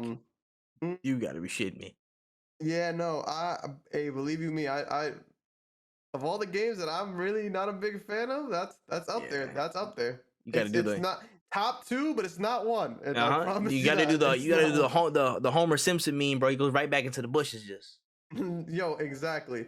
So GTA Plus, taking a page out of Fortnite's book because there is a monthly Fortnite subscription. If you were unaware, it is like $11 a month. Wait, Um, really? yes, yes, yes. Ah, didn't know about that. It's funny. My boy was subscribed to it. Oh my Um, gosh. Hey yo. he's a hilarious character because he was just like I was making a lot of money at the time and I signed up for it because I wanted one of the skins that was on it and I was gonna cancel it, but I didn't cancel it for like 5 months. And I was like, what? But he never realized that the money was getting taken away because he was just like it's only $10 a month. And I was like, only? Only? It's like, Only? he's like I was like, you don't see Epic take $10 out of your account every Yeah, I'm month? not gonna lie. I would think you would at least notice, like after like the next month over, at least, like okay, Yeah. there was just a Let me giant go 10 missing, cancel that. bro. But Hey man, that to each his mode, own. no, exactly, to each his own. Because that mode, it gave you the money back as V-Bucks plus like exclusive skins or like ways of making more views or whatever. It's a crash grab, but Yeah. it's they're making money. But the thing about GTA is that I don't think any of the original GTA 5 players expected GTA Online to be this big of a cash grab because Never. it's such a cash grab that you would think that this is a um you would think that this is a free to play game. Yep. Like if they dropped this but then made the game free to play, completely different Oh yeah. conversation. I'd be like, okay, cool, that's fine. But as of right now, it's not free to play. The game is not free to play. It goes on sale almost all the time. Still not free though. So for me to pay money after I paid money to play the game is kind of insane and really like I Pay had money. issues. Do you hear that sentence? You had to pay Yeah. money to to play it. Like It's the what? issue is like, and it's always funny because like a lot of people got their accounts banned for like um doing money glitches. And it's Yeah. because all the things that they wanted you to buy in the game, the money it's so expensive. Cost ridiculous, so inflated. So you either have to do multiple heists, which they're not fast. You don't just run They're into a slow heist as and then hell. run They're out. like 40 minutes, bro. Sometimes 40 minutes a mission because you got to set Facts. them all up. You set them up. Then you do 'em. Oh, yeah, you're right. And you're if right. you lose money during the heist, there are times we played the heist and we reset it like 3 or 4 times because like the biggest heist they paid you the most money, which would give everybody like 500K after Yeah. setting up the heist. Mm. You got 500K if you didn't lose $1. But with cops shooting you and knocking Yeah, out and your then bike, you would lose a lot of money. facts. So that was my biggest issue with GTA was I always thought like I wouldn't mind grinding and playing this game all the time if I could make money like relatively quickly. Like if I jumped onto GTA back in the day, I used to jump onto GTA, play like 8 hours straight Facts. doing missions that would like get me I would make 10K, I would make 20K every 20 minutes. Mhm. So about a K a minute. Like I was doing legit. Like I was just playing survival missions. I was just doing Yeah. the whole thing. And things got to the point where like even doing that, like I'm grinding like a madman. I'm grinding. Those are middle school kid numbers. Yeah. Like I'm not putting those hours into anything these days. And You're telling me that I'm doing all this work and I still can't buy, like, I should be able to buy the most expensive thing in the game after like Facts. 2 days of doing I that. need Like, what's it called? I need a AC 130. I need that whole carrier plan. I need that giant like joint. I need the vault. I need the Velis or the Volus, the black jet. I need yeah, that. I need the like tank. I at need least all you that can't stuff. even afford one of those things, and that's what was Facts. annoying is that The like my yacht. biggest issue that yeah, that's why I turned away from GTA because I was like I'm doing all this grinding and I'm not getting anything out of it. Then they added like the farms, like the other businesses, and I was like, this is a Yeah. cool update, but then you have to be in game. They make it so slow for you to produce anything, Mm. and then they make it that you have to be in game for these things For to it to produce those register. things. Yeah. And I'm not gonna be sitting in a GTA server for 4 hours to Bro. get a weed shipment that I People can do a be doing mission that for for. music streams, bro. Why am I doing it for a Bro, game that doesn't matter at the end of the day, bro? I'm bro, sorry. it's a grind, and I feel like instead of fixing that issue, they decided to just make money off of the problem. And Yeah. that's why I think this is the most disgusting thing that I've seen from it. This Rockstar has fallen out of my eyes as a good developer a while ago. This kind of just is a final nail in the coffin of like, okay, I can put art, or I can put Rockstar on the same shelf as like EA and I don't want to say Bethesda as of yet, but Mm. Bethesda has definitely gotten to that point where like the But shelf of this is money hungry. Bethesda's has some in and out joints. I'm not gonna lie. That's what They're I'm just saying. It's this like stuff is just like I want to just, put it up there uh, for Fallout like 76. I yeah. want to put it up there, but then they drop Doom Eternal, and I'm like, oh, really good single player Yeah. experience. All right, all right. And then it's like I don't even know what's the last mess up they did because I feel like they're learning, but Mm-hmm. you cannot trust these companies because when you think EA was learning about Apex, you're like, wow, this is a really good game. I'm gonna just take this channel. Oh, Battlefield. All Yeah. right, nope, you're saying right there. Gonna Mm-hmm. nail you right into the wall. I'm not letting you get out of here, you little rascal. You almost had me there. But it wasn't even Apex. It was like, oh wow, this Star Wars game is really really good. Oh, sorry, bro. You no see like 6 months for a scoreboard. Yeah, you're staying right there. You didn't learn your lesson yet. Then it's like, Yeah. oh, it takes two. Nah, we're just leaving it. That was a one and done. No. You almost got me. You almost got me. You almost got it.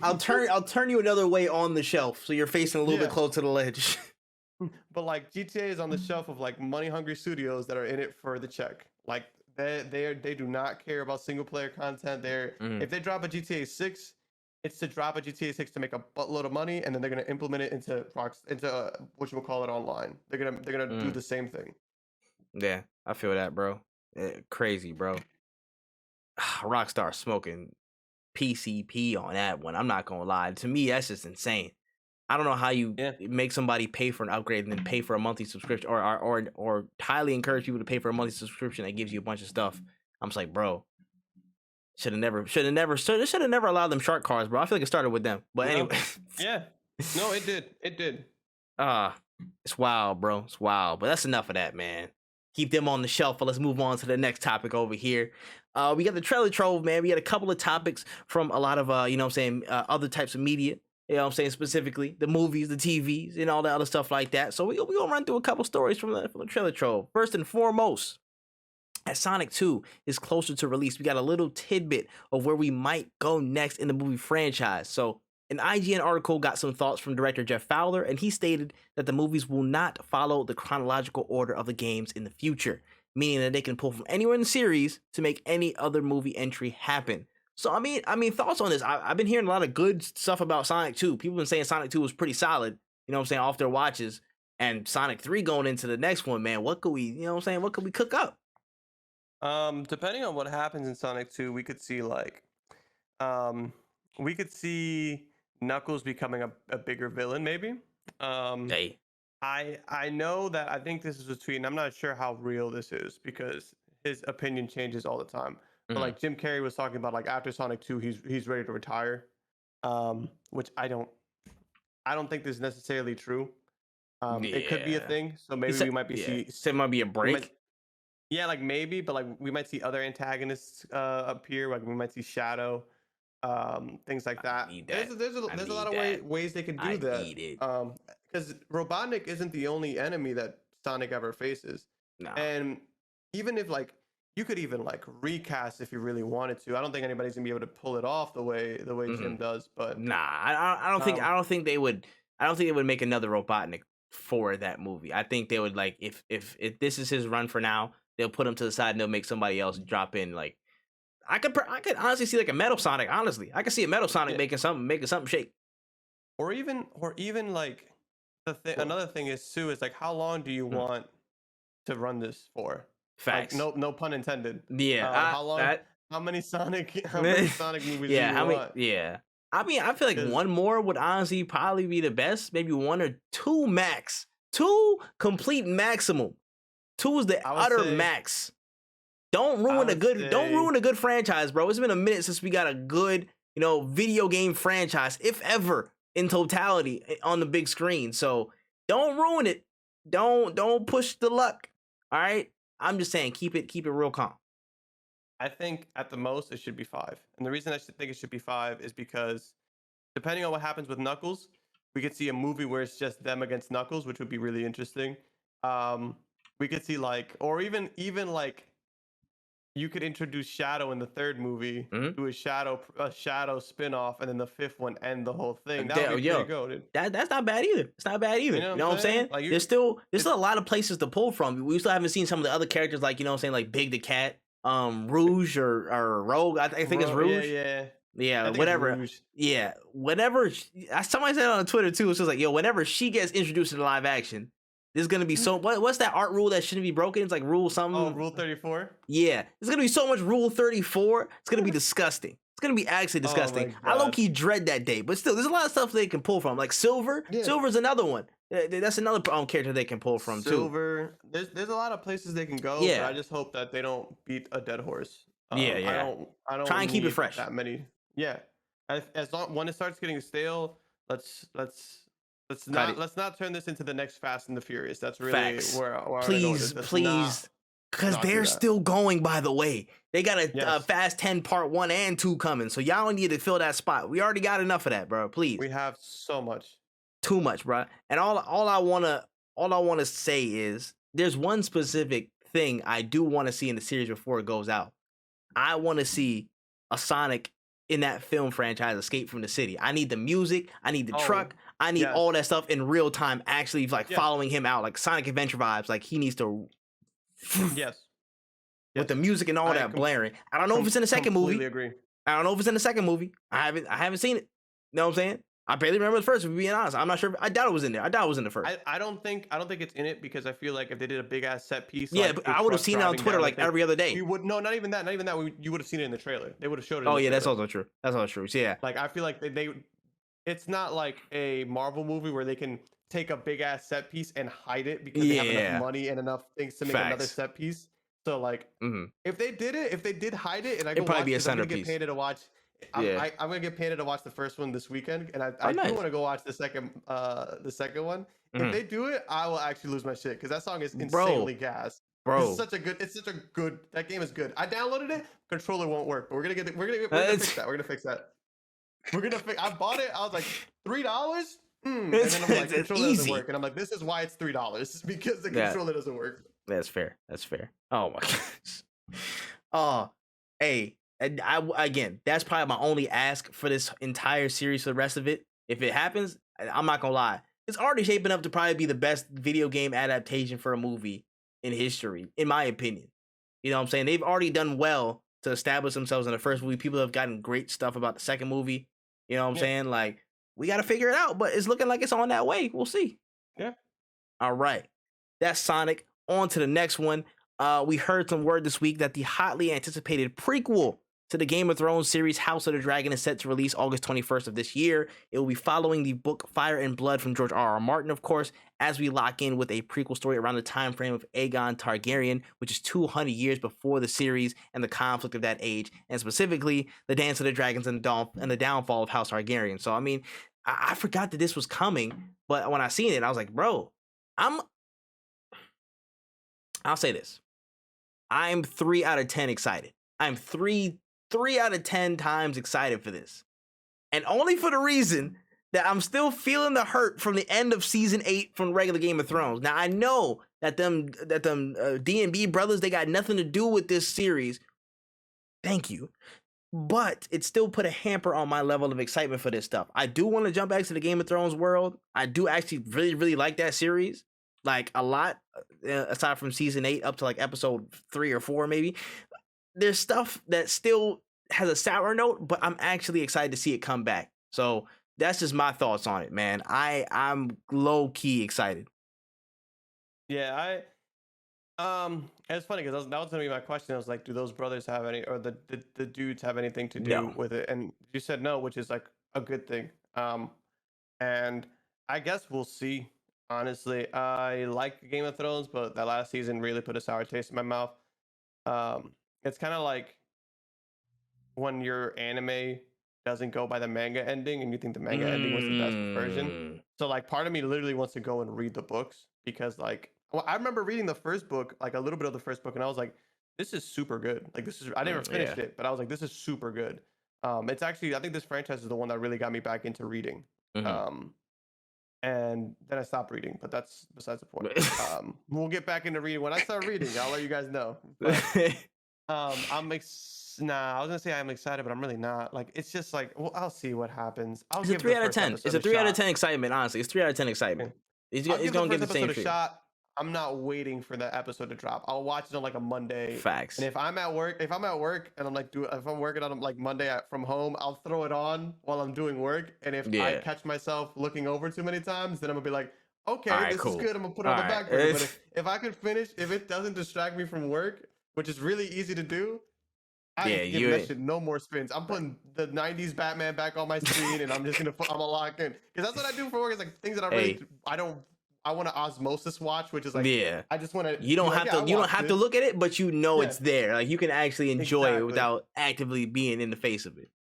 So, like if you can distract me from work, then you're a good show. But that shit, man, till this day, I remember it started off with so much excitement. Like, yo, Game of Thrones Sunday, Game of Thrones Sunday. Me and my friends would all get together in the one. We used to watch it in my college on a projector. And it wasn't the best quality. It wasn't the best quality, but we watched it in the projector because it was projector quality. So like we're watching it, and I remember we used to be so hyped every Sunday. We would be hyped. We would order food. It became a chore after like the second episode. It's like, yo, we're watching Game of Thrones. I'm like, all right, I'll bring some work down so I can just do some work while I'm watching this shit. And like it was the episode where everything was super dark. I remember watching that shit on a projector. Yo, I was tight. I'm like, I don't even know what the fuck's going on. I can't tell because the projectors are already dark and we had the lights, bro. It was pitch black in there and we still couldn't see it. Dog, there was I low-key did the same thing in college for like a couple of those episodes in season 8. Like my apartment was like up the street and I would walk down and walk onto the campus side to a campus building where my friends were and stuff like that. And like the whole floor, like the whole like couple floors, like they were flooded. People came in from all over and like we watched on a projector that whole like Battle of Winterfell or whatever. It was all dark and shit. I'm like, oh, okay, this is I mean that scene was crazy. I'm like, yo, it's dark as hell though. I'm like, let me. Like, I'm happy it was just me and my boys because we all could just talk like, that's just like. But if I was sitting in the big ass, we'd be like, man, this shit is ass. Turn it off, bro. And it was funny because I remember when they called them out on it, they're like, well, your TV should be, and I'm like, you're not blaming my TV. You're not doing that, bro. You can't sit here and tell everybody they got bad TVs. Facts, bro, in America, like in the world, like yo, maybe if you tweak your calibrate your settings or something like that. No, bro, y'all need to call Sam Raimi or something and fix your lighting. Like y'all are ass. Y'all are terrible at what you do. You should never made it a night fight if you can't make it a night fight, bro. Like that's what I'm saying, bro. So, but or like use the night to your advantage. But even motherfuckers who had torches, you could barely see them. Like, what the fuck was the point of the torches? I'm gonna keep it a buck with you. Why? That's just in essence. Why would you fight dark ass zombies in the dark when you can't see them and there's literally millions of them? Whatever. Like, never mind. But I'm just saying, this is on 3 out of 10, and then the Lord of the Rings series, I didn't have it on the notes, but it's also coming in like the same 2-week span as this. That's on like a 5 out of 10. That's like a 5, 6 out of 10. Crazy. I don't know anything. I don't know anything about it yet, but I know that's coming in the same time frame as this, and I'm more excited for that. So I'm like, I don't know, bro. Y'all got something to prove, cause if one fantasy series don't drop, I know another one that's right there, boy. Ooh, that's crazy. That's actual like I'm competing with you. Like that's Amazon real because it's Amazon, right? Amazon made that Lord of the Rings. Yeah, it's like that's Amazon and HBO actually going head to head on something. You usually don't see that. Usually it's like this person's dropping a different show from this person. For real, for real. So we gonna see about that. We gonna see about that. But yeah, man, let's move on to the next part of the trailer troll. We found a little piece right here. So we heard reports this week that the horror clown known as Pennywise and the series It could return to screens, but in the form of a prequel series called Welcome to Derry, which speaks on the origins of Pennywise and his reign of terror on the town in Maine. Now, it's rumored to be coming to HBO Max and already has a writer's room assigned to penning the script. Thoughts? You know what I'm saying? What's going on with Pennywise, man? We want to see him back on the screen. What's happening? I think this could be fun. I think it could be cool. Horror movies. It's like a limited series, I'm assuming. Yeah, it most likely will be a series. Okay. Yeah, I think that it'd be interesting to see. This I'm not like these kinds of like prequels or like spin-offs, like I'm not super against, because it's like, you could do one or two as long as you don't try to turn it into a whole franchise, like Jurassic Park. Like as long as you don't try to do something like that, like just leave it as like a little prequel, like, oh, we just want to use the world that's already been, like, that's fine. I'm not a huge horror fan. I haven't seen any of the It's because I'm not a big fan of horror movies at all. Okay, that's fair. I've heard a lot of good things from them. Part of me feels like I should just like read the books as opposed to like watching the movie. I would say read the books, but that It part 1 and 2 were actually pretty good. I really good. I don't like horror movies like that, but I still wanted to watch it because I generally like the Stephen King stuff, and I didn't know certain things were as connected as they were before, like between all this different stuff like Stranger Things and Haven and the Dark Tower and stuff like that. I didn't know things were as connected as it was, but I've been getting into it because of some dude on TikTok, and I was like, bro, I would low-key want to see more like Pennywise stuff, because it's a really interesting concept in general. Scary as hell, yes. But we had so much context on, okay, yeah, he started from here in the 1600s. He popped up from like ancient times and blah, blah. But we didn't really get to see any of how he made his start in the town, like day to day, how he started terrorizing people every 27 years. So for me personally, as a fan of this franchise, like, okay, I would love to see more in this setting. So I feel like an HBO series is like the perfect place to do it. If I'm being honest, 1,000%. Just make sure you bring back, what's the name? Bill Skarsgård. Make sure you bring him back. He cannot be missing from this. He is Pennywise. He is him until from here to the end of time. You know what I'm saying? Rest in peace, Tim Curry. But he is the other one. He is the other Pennywise. You cannot put another person as Pennywise unless it's Bill Skarsgård. So y'all make sure y'all make it happen and keep him in there. You make sure you give him the check. Stop playing. For real. And on to the last piece of the trailer trove, man. No, not even no crazy introduction. Moon Knight episode 1 has officially dropped. You know what I'm saying? We got a chance to take a look at the episode. First little tidbit of the series, opening everything up. Dang, man. Wayne, what you thinking? Cause I got a lot of different thoughts, man. What's going on? What's the good, the bad, and the ugly? So I won't say necessarily too much, because Moon Knight is one of the few Marvel characters that's like completely out of my wheelhouse. I know of him. I know of like the collabs he's done with like Spider-Man and stuff, but I never really read too many Moon Knight comics myself. And I don't know too much about the character in general, but I think it was done really well. My girlfriend, who doesn't know literally a thing about Moon Knight, was watching it. I think we were watching it in Charles's Discord, and she was having a really good time. It was really, really interesting to watch, and I was like together, like I was like entranced, I want to say, the whole time. And it was interesting to see. I think it's a really good show. Oscar Isaac, great performance. The way they handle a lot of things is really like the whole thing from like front to back. It was just really, really, really well done. It's funny because it makes me feel like, damn, I wish I would have watched the other shows before I watched this one, because I feel like this one might be my favorite one out of them, and like it's gonna be tough to go back to watch the other ones. Yeah. Nah, I feel that. For me, this is a dope ass character, man. Like Moon Knight gets busy. If y'all don't know, Moon Knight gets busy, and it's just straight like violence. I'm just liking the way they set it up, man. For me, I would have loved to see a little bit more of an extension of the end of the episode, because I'm like, damn, we just got a smidgen of Moon Knight, a smidgen of the night. You know what I mean? And but it was really cool how everything set up. Again, how they kind of, I guess, laid the stakes of him dealing with the multiple personalities, and how how he just shifted from in and out, kind of like those snaps. Like, okay, Yeah. you know what I'm saying? Literally, he just pop him in a whole different place, a whole different time. You know what I mean? Like he's just there. I really, really enjoy those cuts and just the setup of the character himself. Again, Oscar Isaac, I can't give him any more praises. Like he's actually dope ass actor. He's making it happen, man. So it's like I'm loving how they're setting this up. Khonshu's voice and just Khonshu as the character, the model, and everything like that look menacing as hell, which looks magnifique. It looks beautiful in real time seeing it. Ethan Hawke is just a calm ass like unnerving dude. So him as a foil to Mark is actually pretty cool. Honestly, I have no gripes with him. The weirdest shit, like at the beginning of the episode, my boy was crushing the glass. Yeah. I was like, "What you on, my boy? What you on? You good, dog?" I didn't know what that was, but it was mad interesting. I don't know, it just got my attention, so that was cool. Yeah. I will say a con for me is technical, and it's on the side of the CGI.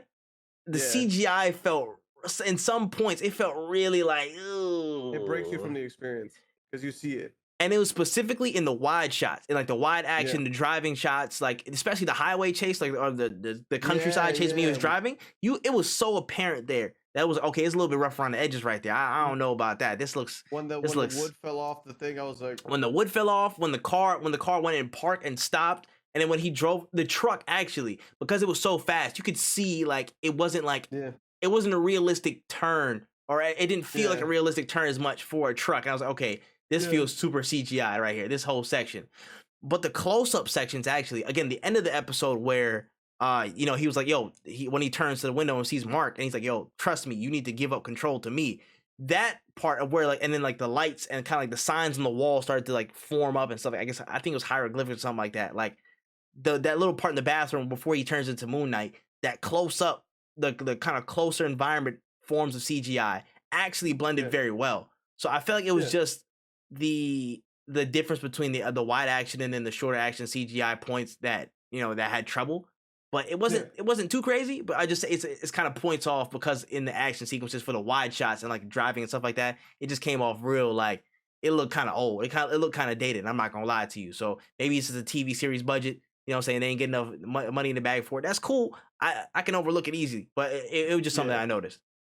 I think it's for sure one of those things where like with these shows it's not like they have a per episode budget, so like it was probably just like they probably made the whole show and were like, yo, where can we save money? Or they shot everything and they're like, what are the most important CGI things we need? These are high priority things, these are low priority things. Like the car thing, low priority. And I completely understand where you're coming from. It definitely breaks the experience because like you can tell, like you're just like, oh, like I know exactly the feeling because I was watching it as well, and I was like every time like it was like CGI that was like very apparent. I was like, that's why I really the parts I enjoyed about the show the most were the ones where it was like less actiony. Honestly, like I loved it when he was in the bathroom, and, like the camera goes into the mirror and then out of the mirror, like those movements, those things, or even like when he was getting chased by the. I really wanted the whole time he was getting chased in the museum for you not to see the beast or whatever that was. Oh yeah, the werewolf. Him. Yeah. I wanted it to only be seen through the mirror and through shadows, and like, through most of it, and through that. The first portion of it actually was. It was like, well, actually, I'd say only like the first like probably say 20 when seconds. You first see it, you see it through the mirror, and through a mirror, and I was like, that's good. I agree. Yeah, and then it was like. And then it didn't, but again, that's not necessarily a bad thing. That's like that's nitpicky as fuck. That's just like an artistic choice. I would have made, but I think it's really well done, and I think we're gonna see where that budget went is what I think. Because I feel the same way as you, but I also could see them being like, if this looks rushed, it's cool. We need this money for the big fight scene with the 17 werewolves. Like, you know what I'm saying? Yeah. Like, I want to see where the budget is now. If everything at the end of this series, a lot of shit just looked rushed, then that's definitely a good critique of like, hey, y'all need to like, if you're gonna use CG, use CG, and make it put more money into this. But that was always, I knew that was always gonna be a case for a lot of these Marvel shows. Was like, when I first heard they were gonna do Marvel shows, I'm like, you're telling me these bajillion-dollar movies that you guys make, you're gonna put them into shows? Like the TV show budget to movie budget is insane. That's a crazy drastic difference. Facts. So like WandaVision, I didn't really give too much fluff about because I was just like, oh, they're like not really fighting people all that crazy. Yeah, and it's like the environments weren't as, I would say, crowded, or the setting was more controlled, where you can be like, okay, we don't have to spend too much money on, like, the extras, and like, they use the empty lot for an empty town and stuff like that, and kind of fill certain things up.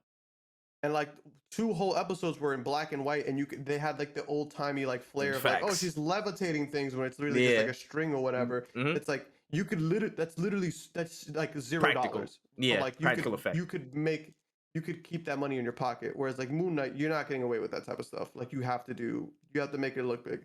But we'll see. I agree with you though that there are some parts that could have used a little bit more polish, but all in all, I think it was a great first episode. I actually disagree with you on seeing Moon Knight, just because the first episode is supposed to get your attention, and you're gonna watch the second episode. A lot of people are gonna watch the second episode because they want to see that. They want to see they want to see Moon Knight. So like, I don't think it was a bad idea for them to do that. They did exactly what they set out to do, which is grab your attention. Oh yeah, no. Okay, in that sense, I can agree. Yeah, I can see. But I understand where you're coming from. Like, yo, I want to see Moon Knight. Why did wait all these months for me to just get a clip of what the, especially because they show you the costume in the trailers, so all you really get is like that payoff at the end is like things that you kind of already seen in the trailer.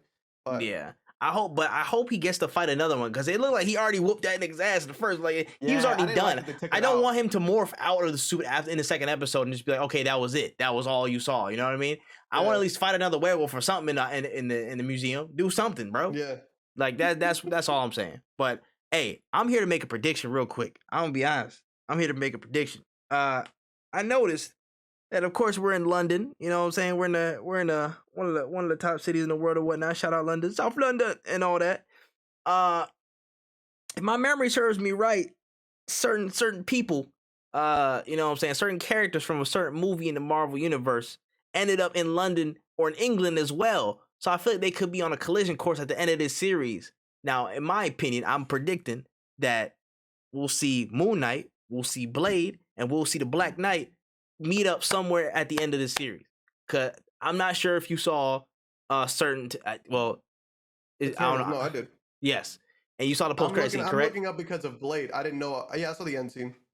The post credit scene with Kit Harington, correct? Yeah. I seen it. I know what you're talking about. Yes. So that man, of course, he was looking at the sword and stuff like that. You know what I'm saying? He was trying to figure out what was going on. And then the dude, it was like Mr. Whitman. That was Blade.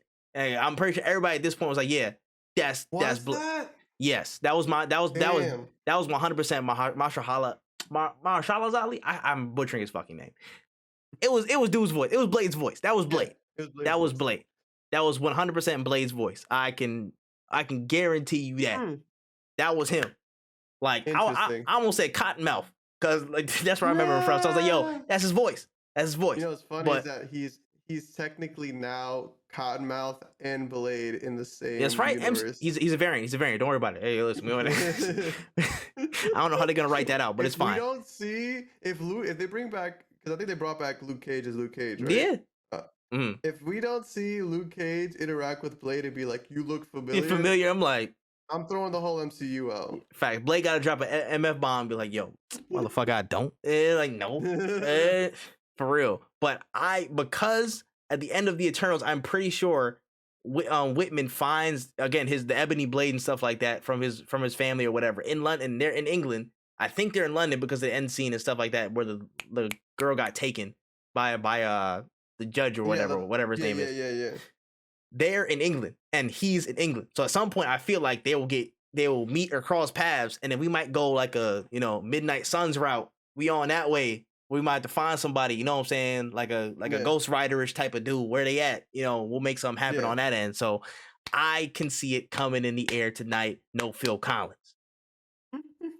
I hope so. Like I hope so.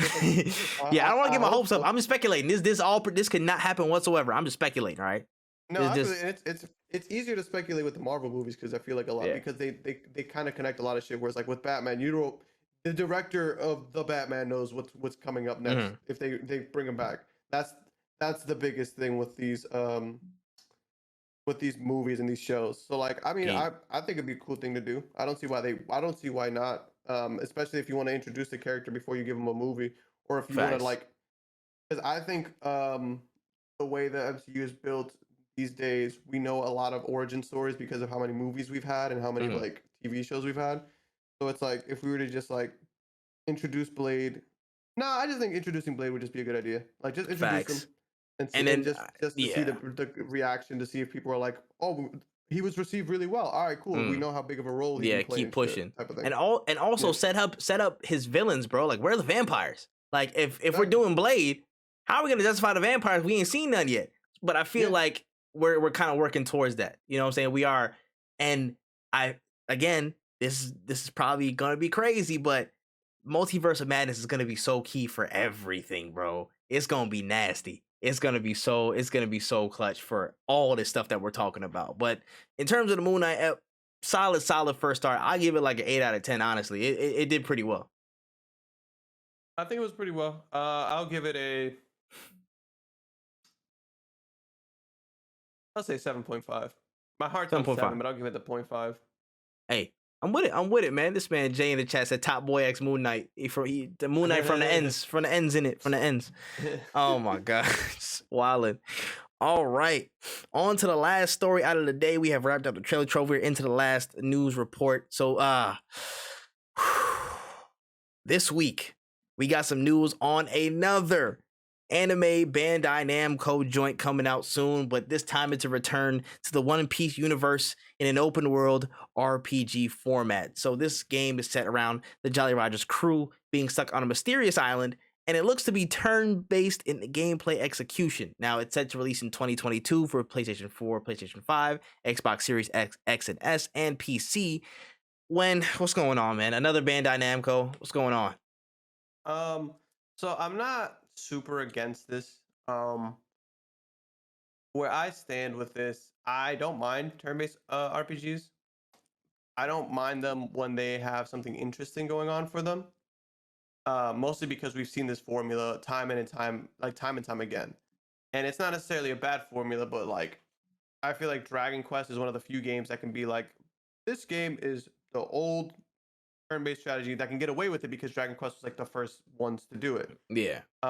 When I play other JRPGs, I want to say one of the most recent ones is like I was gonna say Yakuza Like a Dragon or something like that. Was that turn-based? Yakuza, no, that was recent, but I want to say a more recent one was the League of Legends one that dropped not too long ago. Okay, gotcha. And that one did things differently in terms of combat because it made when you had your turn important. Like there was a lot of new aspects to it. Yakuza Like a Dragon was a really good one, and it did a lot of things really well. But at the end of the day, if you're not a fan of turn-based strategy, if turn-based RPGs, you're not gonna like Yakuza Like a Dragon. Actually, I might even take that back because that game is really, really good. But besides the point, here's the issue I might have with this game. It is essentially filler because it is not. I don't think it's taking place on the same timeline as the show, which isn't a bad thing. It gives them creative freedoms. But if this is just a turn-based RPG with One Piece characters that isn't following the show's story, I'm not really interested, I guess, because I like One Piece characters. And if you were to tell me you play this game and you'll experience the anime, I'm gonna be like, that's pretty cool because I actually really enjoy the anime. So like that's why I bought Dragon Ball Z Kakarot. A lot of people were telling me the combat very, very repetitive. The side quest kind of mid. Like they were telling me the whole game is mid, but they were like, there are cutscenes from the show that are recreated in a 3D format. So like, Raditz getting destroyed by the special beam cannon is recreated and it looks beautiful. Or like the Ninja Storm games where it's like you get to relive these cutscenes in the game. QTEs and stuff. Yeah, like that is why I buy those games. And I would have bought an RPG of One Piece if it was following the storyline. But I just don't know, man. Like I want more anime games, but I want something different. I want something new.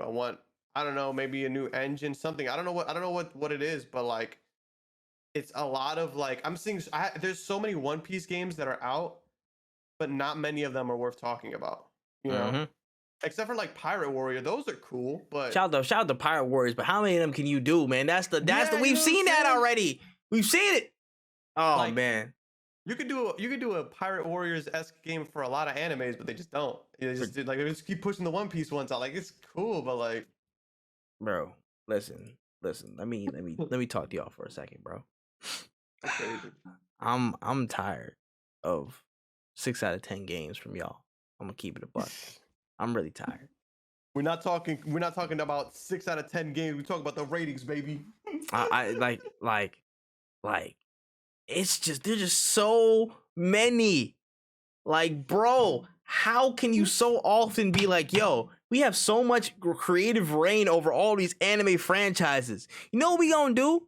Drop the same 3 iterations of games, just with different little tweaks each time for the specific genres, and just drop it. Arena Fighter, open world RPG with possible tweaks under that, or what, a 2D fighter? That's probably what is that the only 3 lanes that we got?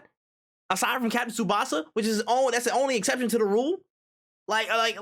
Come on now, Bandai. Come on now. Let's be real. Let's talk Captain Bandai. Tsubasa really good? Captain Tsubasa actually is pretty good. Again, from what I've seen K-Dot play, for what it is, Captain Tsubasa is pretty decent. And I'm a soccer fan, so I'm like, I'll give Tsubasa his exception. Okay. Listen, there are so many franchises you have actual reign over. You could do some really dope, actual, cool narrative stuff, cool gameplay stuff, but you choose to do damn near the same thing over and over and over and over again. I'm just like, bro, please. What happened to the what's the name? What happened to the Dead by Daylight Dragon Ball game? What happened to that one? They just die? What did happen? What is it? It's Dragon Ball Breakers. Yeah, Breakers. I don't know if it came out yet.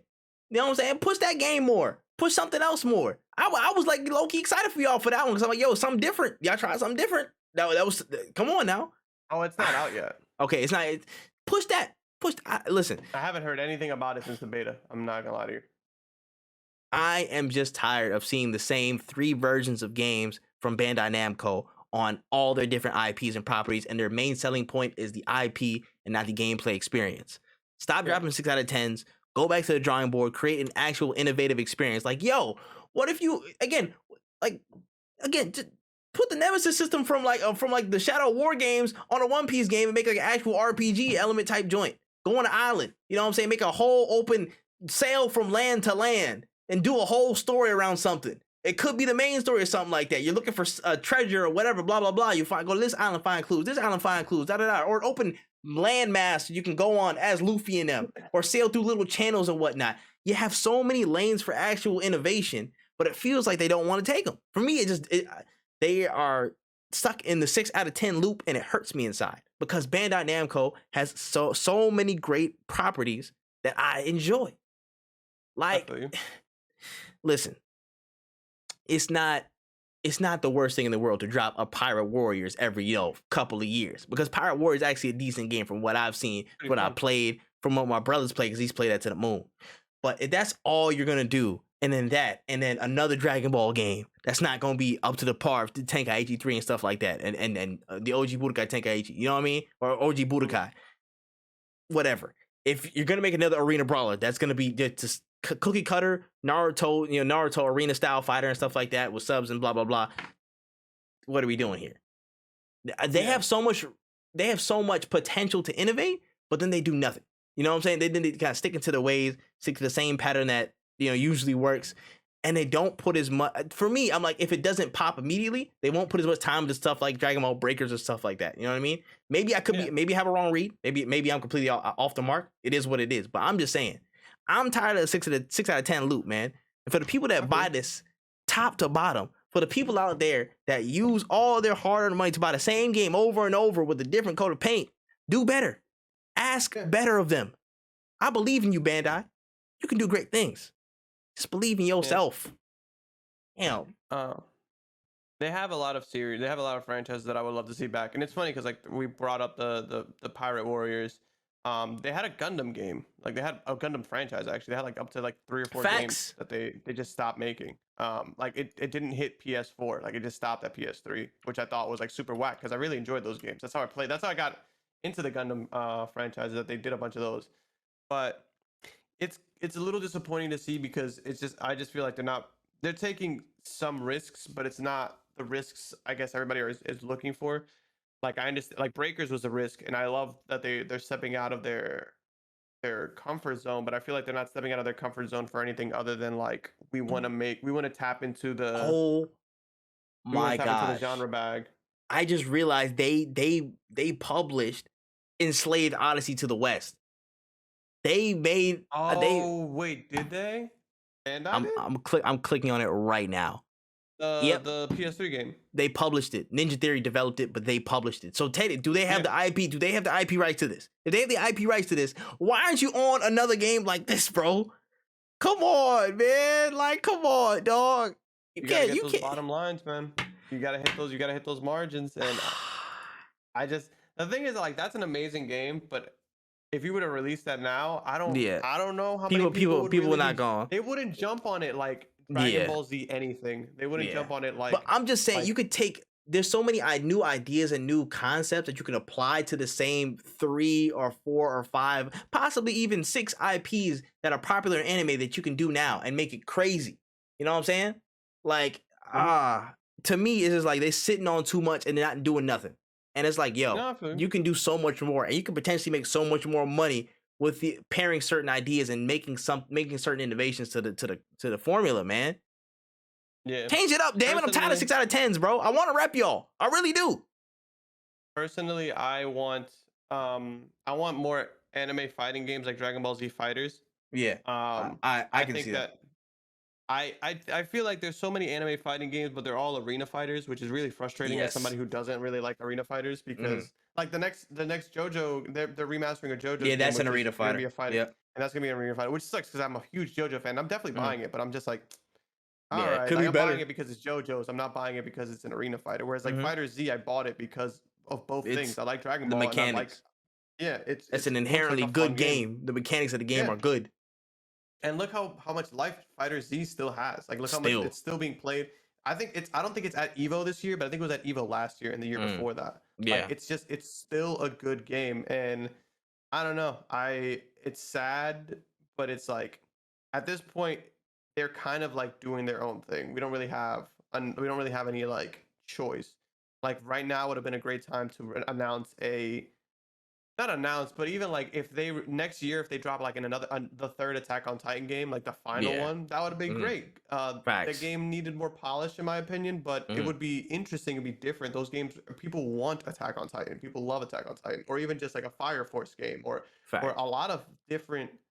There's options, or even if they're gonna do this, because if I'm not mistaken, I don't think this One Piece game is a part of any original timeline. If they're I think it's just an offshoot. Yeah.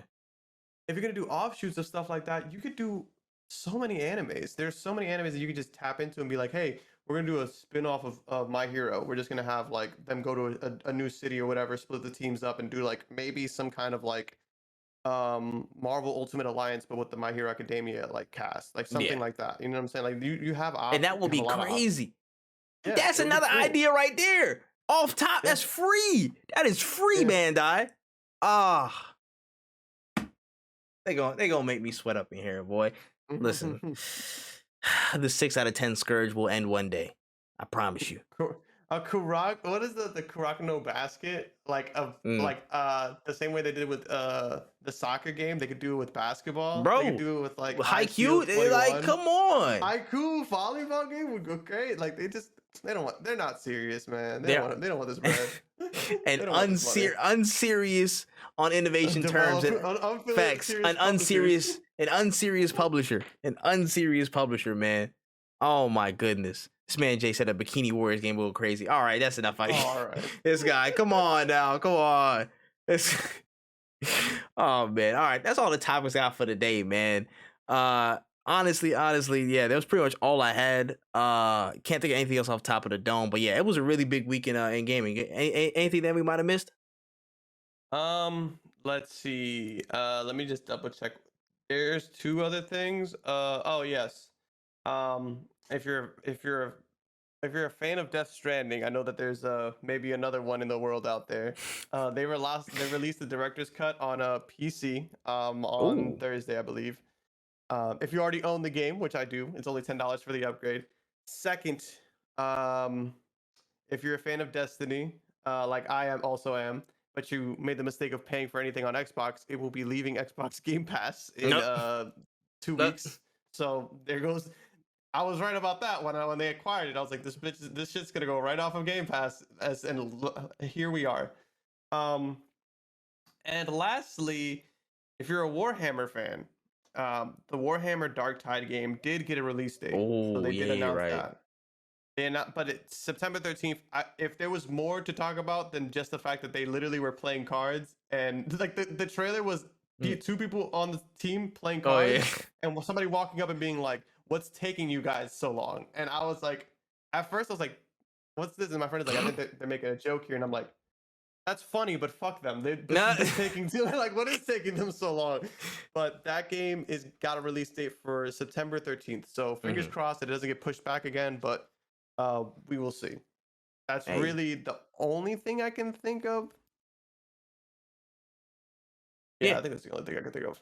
Word. All right, man. I ain't got no other major stories besides that in terms of news and gaming, man. Just make sure, you know what I'm saying, y'all wash y'all face, drink y'all water, tell people you love them, whatnot. Hey, you know what I'm saying, certain somebody in here, you know what I'm saying, might be getting a copy of Wonderlands and stuff, because I heard it got a 4 out of 5 good reviews. I didn't fucking forget. Let you know, I did not forget. I never forget. Pepperidge. Yeah, that's the point. Yeah, I know. I don't. I want to. That's the point. That's the problem here. That's the problem you got in your hands, sir. All right, listen. All right, then. I already got a 4 out of 5. It's getting good reviews. It's that time. Dog. That's all I'm saying. Nick is still in here. He was talking about it the other day. I was in his stream. He was playing. I know. I'm about to run it with him. Literally after I get this joint tonight, I'm about to run it with him probably on the weekend, probably on Sunday. You as well if you're free. I'll definitely let you guys know. Usually I'm with Panda on the weekends, but I might be able to make something shake. I might be able to finagle a bagel. Right, we'll see. Oh, wait. Depending on the time, because of Attack on Titan. That's also true. Yeah, I was planning to do it like morning time, honestly. Like that might work. I was planning to do it like late morning or something like that. Because I know we got a lot of stuff to do in the afternoon this weekend. But yeah. For all of us here, man, make sure y'all follow us, man, at No Cooldown Pod on Twitter.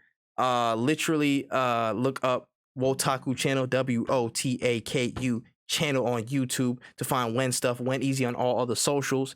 For me, it's ThatManTripp on all socials, YouTube as well. You know what I'm saying? The link got fixed up. We looking real pretty now. Make sure you check out all that content, all that goodness. Make sure you like it, subscribe it, notification bells, all of that type of stuff, so you never even miss a beat with us.